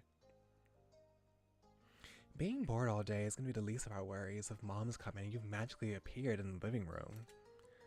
Yeah, it's time to leave. Thanks. Her eyes narrowed, looking between you and Derek. Enjoy what's left of your little sleepover. Derek's mouth dropped open fruitlessly and closed it again. He didn't know what to say to that. Finally, he waved and chirped out a generic farewell.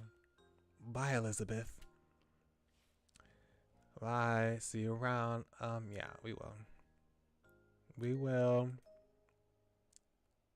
Give her a hug. Elizabeth rolled her eyes and staged annoyance. She couldn't take the smile off her face, and she ultimately returned the gesture, wrapping her arms around your neck. Oh, Elizabeth. With your mission accomplished, the two of you returned to the wide open world. I mean, I kind of already had a feeling that she wouldn't really care that much at this point. She's grown up. She's, she's mature. Returning to the parking lot was a far more leisurely trip than your arrival had been. There was time before it took off again. You drifted ahead like the laser white clouds above you. The fluffiness of them made you think of marshmallows. The pale orange 12-seater came into sight, parked at the far edge of the lot. You and Derek got your tickets to ride and hopped on. A few scattered tourists in the sun hats and floral patterned shorts were seated throughout the cabin. A small number of people in the space still felt cramped because of limited room in the car. You could smell their sunscreen in the air. A slow current motion, the shuttle pulled out. Derek sat rigidly, silently tapping his pointer fingers against the top of his knees for the entire trip. No words were exchanged by anyone except a few rules and updates mumbled up by the driver. People were tired from their own long adventures out into the world. Could only imagine what the strangers sharing the shuttle had been through while barely audible or acoustic guitar tracks played on the radio. Eventually the shuttle arrived. Every person went their own separate ways except for you and Derek, who stayed by one another's side as a pair. He navigated the station with the maps he had kept tucked in his back pocket as a guide. And finally, you sat down in the deep blue, well-worn fabric of a city bus street for one last ride. When the buses pulled out this time, Derek wiped his brow with his wristband. You made it back to Derek's city. No mortifying calls would have been made from your overpriced bus stop payphone to beg one of your parents to come get you. Derek slipped lower in his seat and stretched his legs out in the aisle. The bus wasn't even half full, so making a little extra room for himself wasn't getting in anyone's way this time.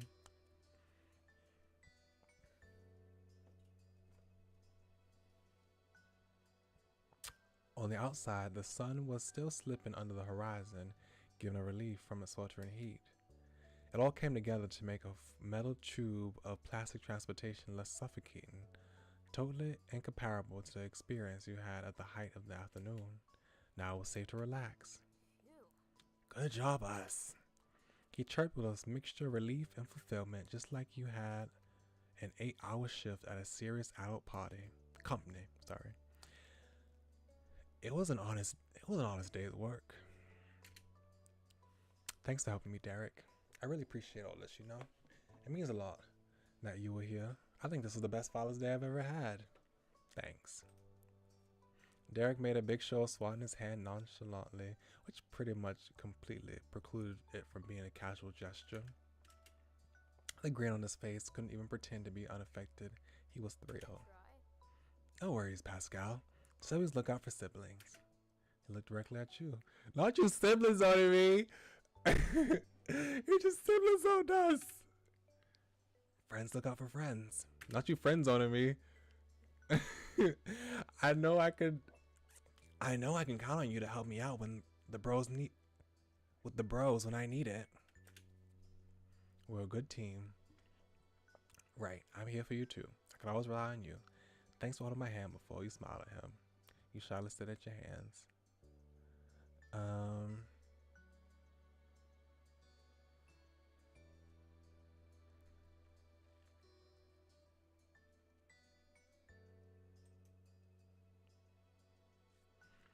You rest your head against Derek. You put your arm around Derek's shoulders. Derek leaned against your shoulder. You relaxed into the back of the seat. Looked out the window. Your gaze flowed along with the passing scenery that consisted of Main Street packed with other cars. Derek's eyes fluttered closed with a sweet grin. You were settled in for the final leg of the journey, and all you had to do was wait. There was a soft vibration in the back of the bus. It slowly went up your spine and all the way down to the tips of your toes. During the ride before, the sensation had frayed at your nerves. Now it was soothing. Whenever it stopped that pass, your eyelids grew heavier. If yours wasn't just the fourth one down the line, you might have fallen asleep. You and Derek were the only ones who got off at that point. The two of you hopped from the front door of the bus onto the sidewalk. Derek leisurely retracted the familiar path you'd gone on with him, matching step for step. It was peaceful, and how close you had been to dozing off, it felt almost like walking through a dream. Finally, you arrived at the Swatters' condo after a long, eventful afternoon away. You might not have lived there, but seeing that door made you feel welcome and safe. Derek clicked his key into the lock and pulled the handle forward. All traces of sleepiness that lingered in your eyes were instantly wiped away. Derek unavoidably tripped the wire on a mini explosion. Uh-oh. Everybody came back before we came. I was like, it looks a little late. It looks a little late. I don't think that they will be out until the sun was setting. The condo wasn't nearly as empty as it was when you left. The whole rest of the family arrived before you. They were gathered together on the couch and bar stools, except for Nicolas, who had jumped to his feet to launch himself at his brother. His short arms circled around Derek's legs. It was an interaction that happened dozens of times, even hundreds of times before. It was a hallmark of their unique sibling relationship. Derek fulfilled his part of the tradition and stroked Nicolas's hair. At the same time, he offered the rest of his family a laid-back greeting. Hey. Good evening. To you both. Hi. Welcome. Back. Welcome back. There was a knowing lilt to her tone and crook in the smile. Did you have a good trip? Clutched securely between her fingers was a piece of paper.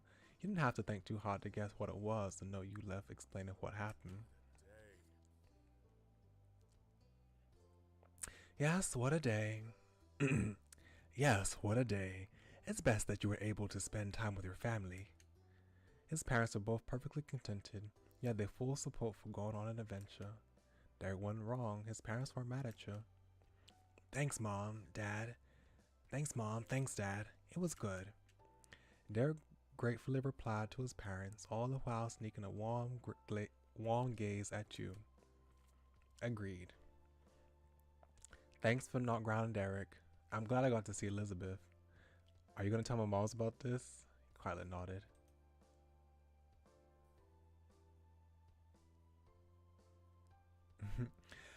That's a good question. Did your parents forbid you from using the bus without supervision? Derek normally can't go that far, but I'll allow it this time. It's a holiday. I don't know. That's not something we really had to talk about. Most things are walking distance from in my town. Don't worry about that. Then I'll leave it to you and yours to work it out. Nicolas simply held tight to Derek's jeans the entire time, happy he was there and totally unaware of what the older people were talking about.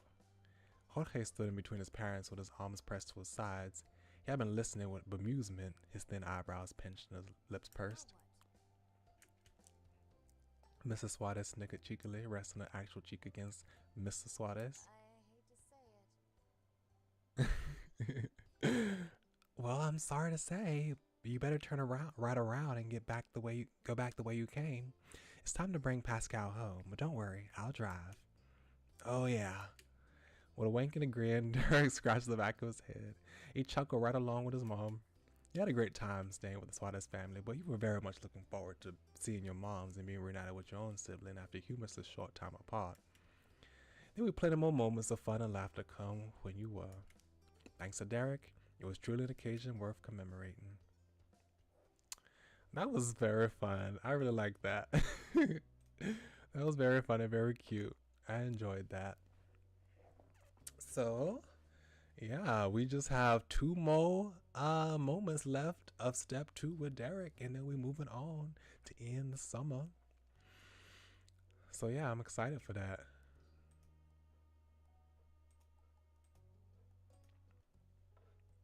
So yeah, thank y'all very kindly for coming. I do have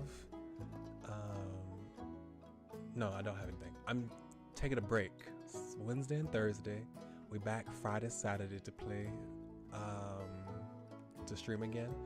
Friday will be Danganronpa Mauve, and Saturday I'll be on Arium, the streaming app for VTubers. I'll be there on Arium to do an accent challenge for fun. So yeah, one more game this week, and then something else on Arium, not on YouTube. And that'll be it for the week. And we'll be back to see more of Derek. More Mori and things like that. So yeah, thank y'all very kindly for coming. Much obliged, and I hope y'all will be back with me on Friday. Y'all come back now, you heard me. Have a good night.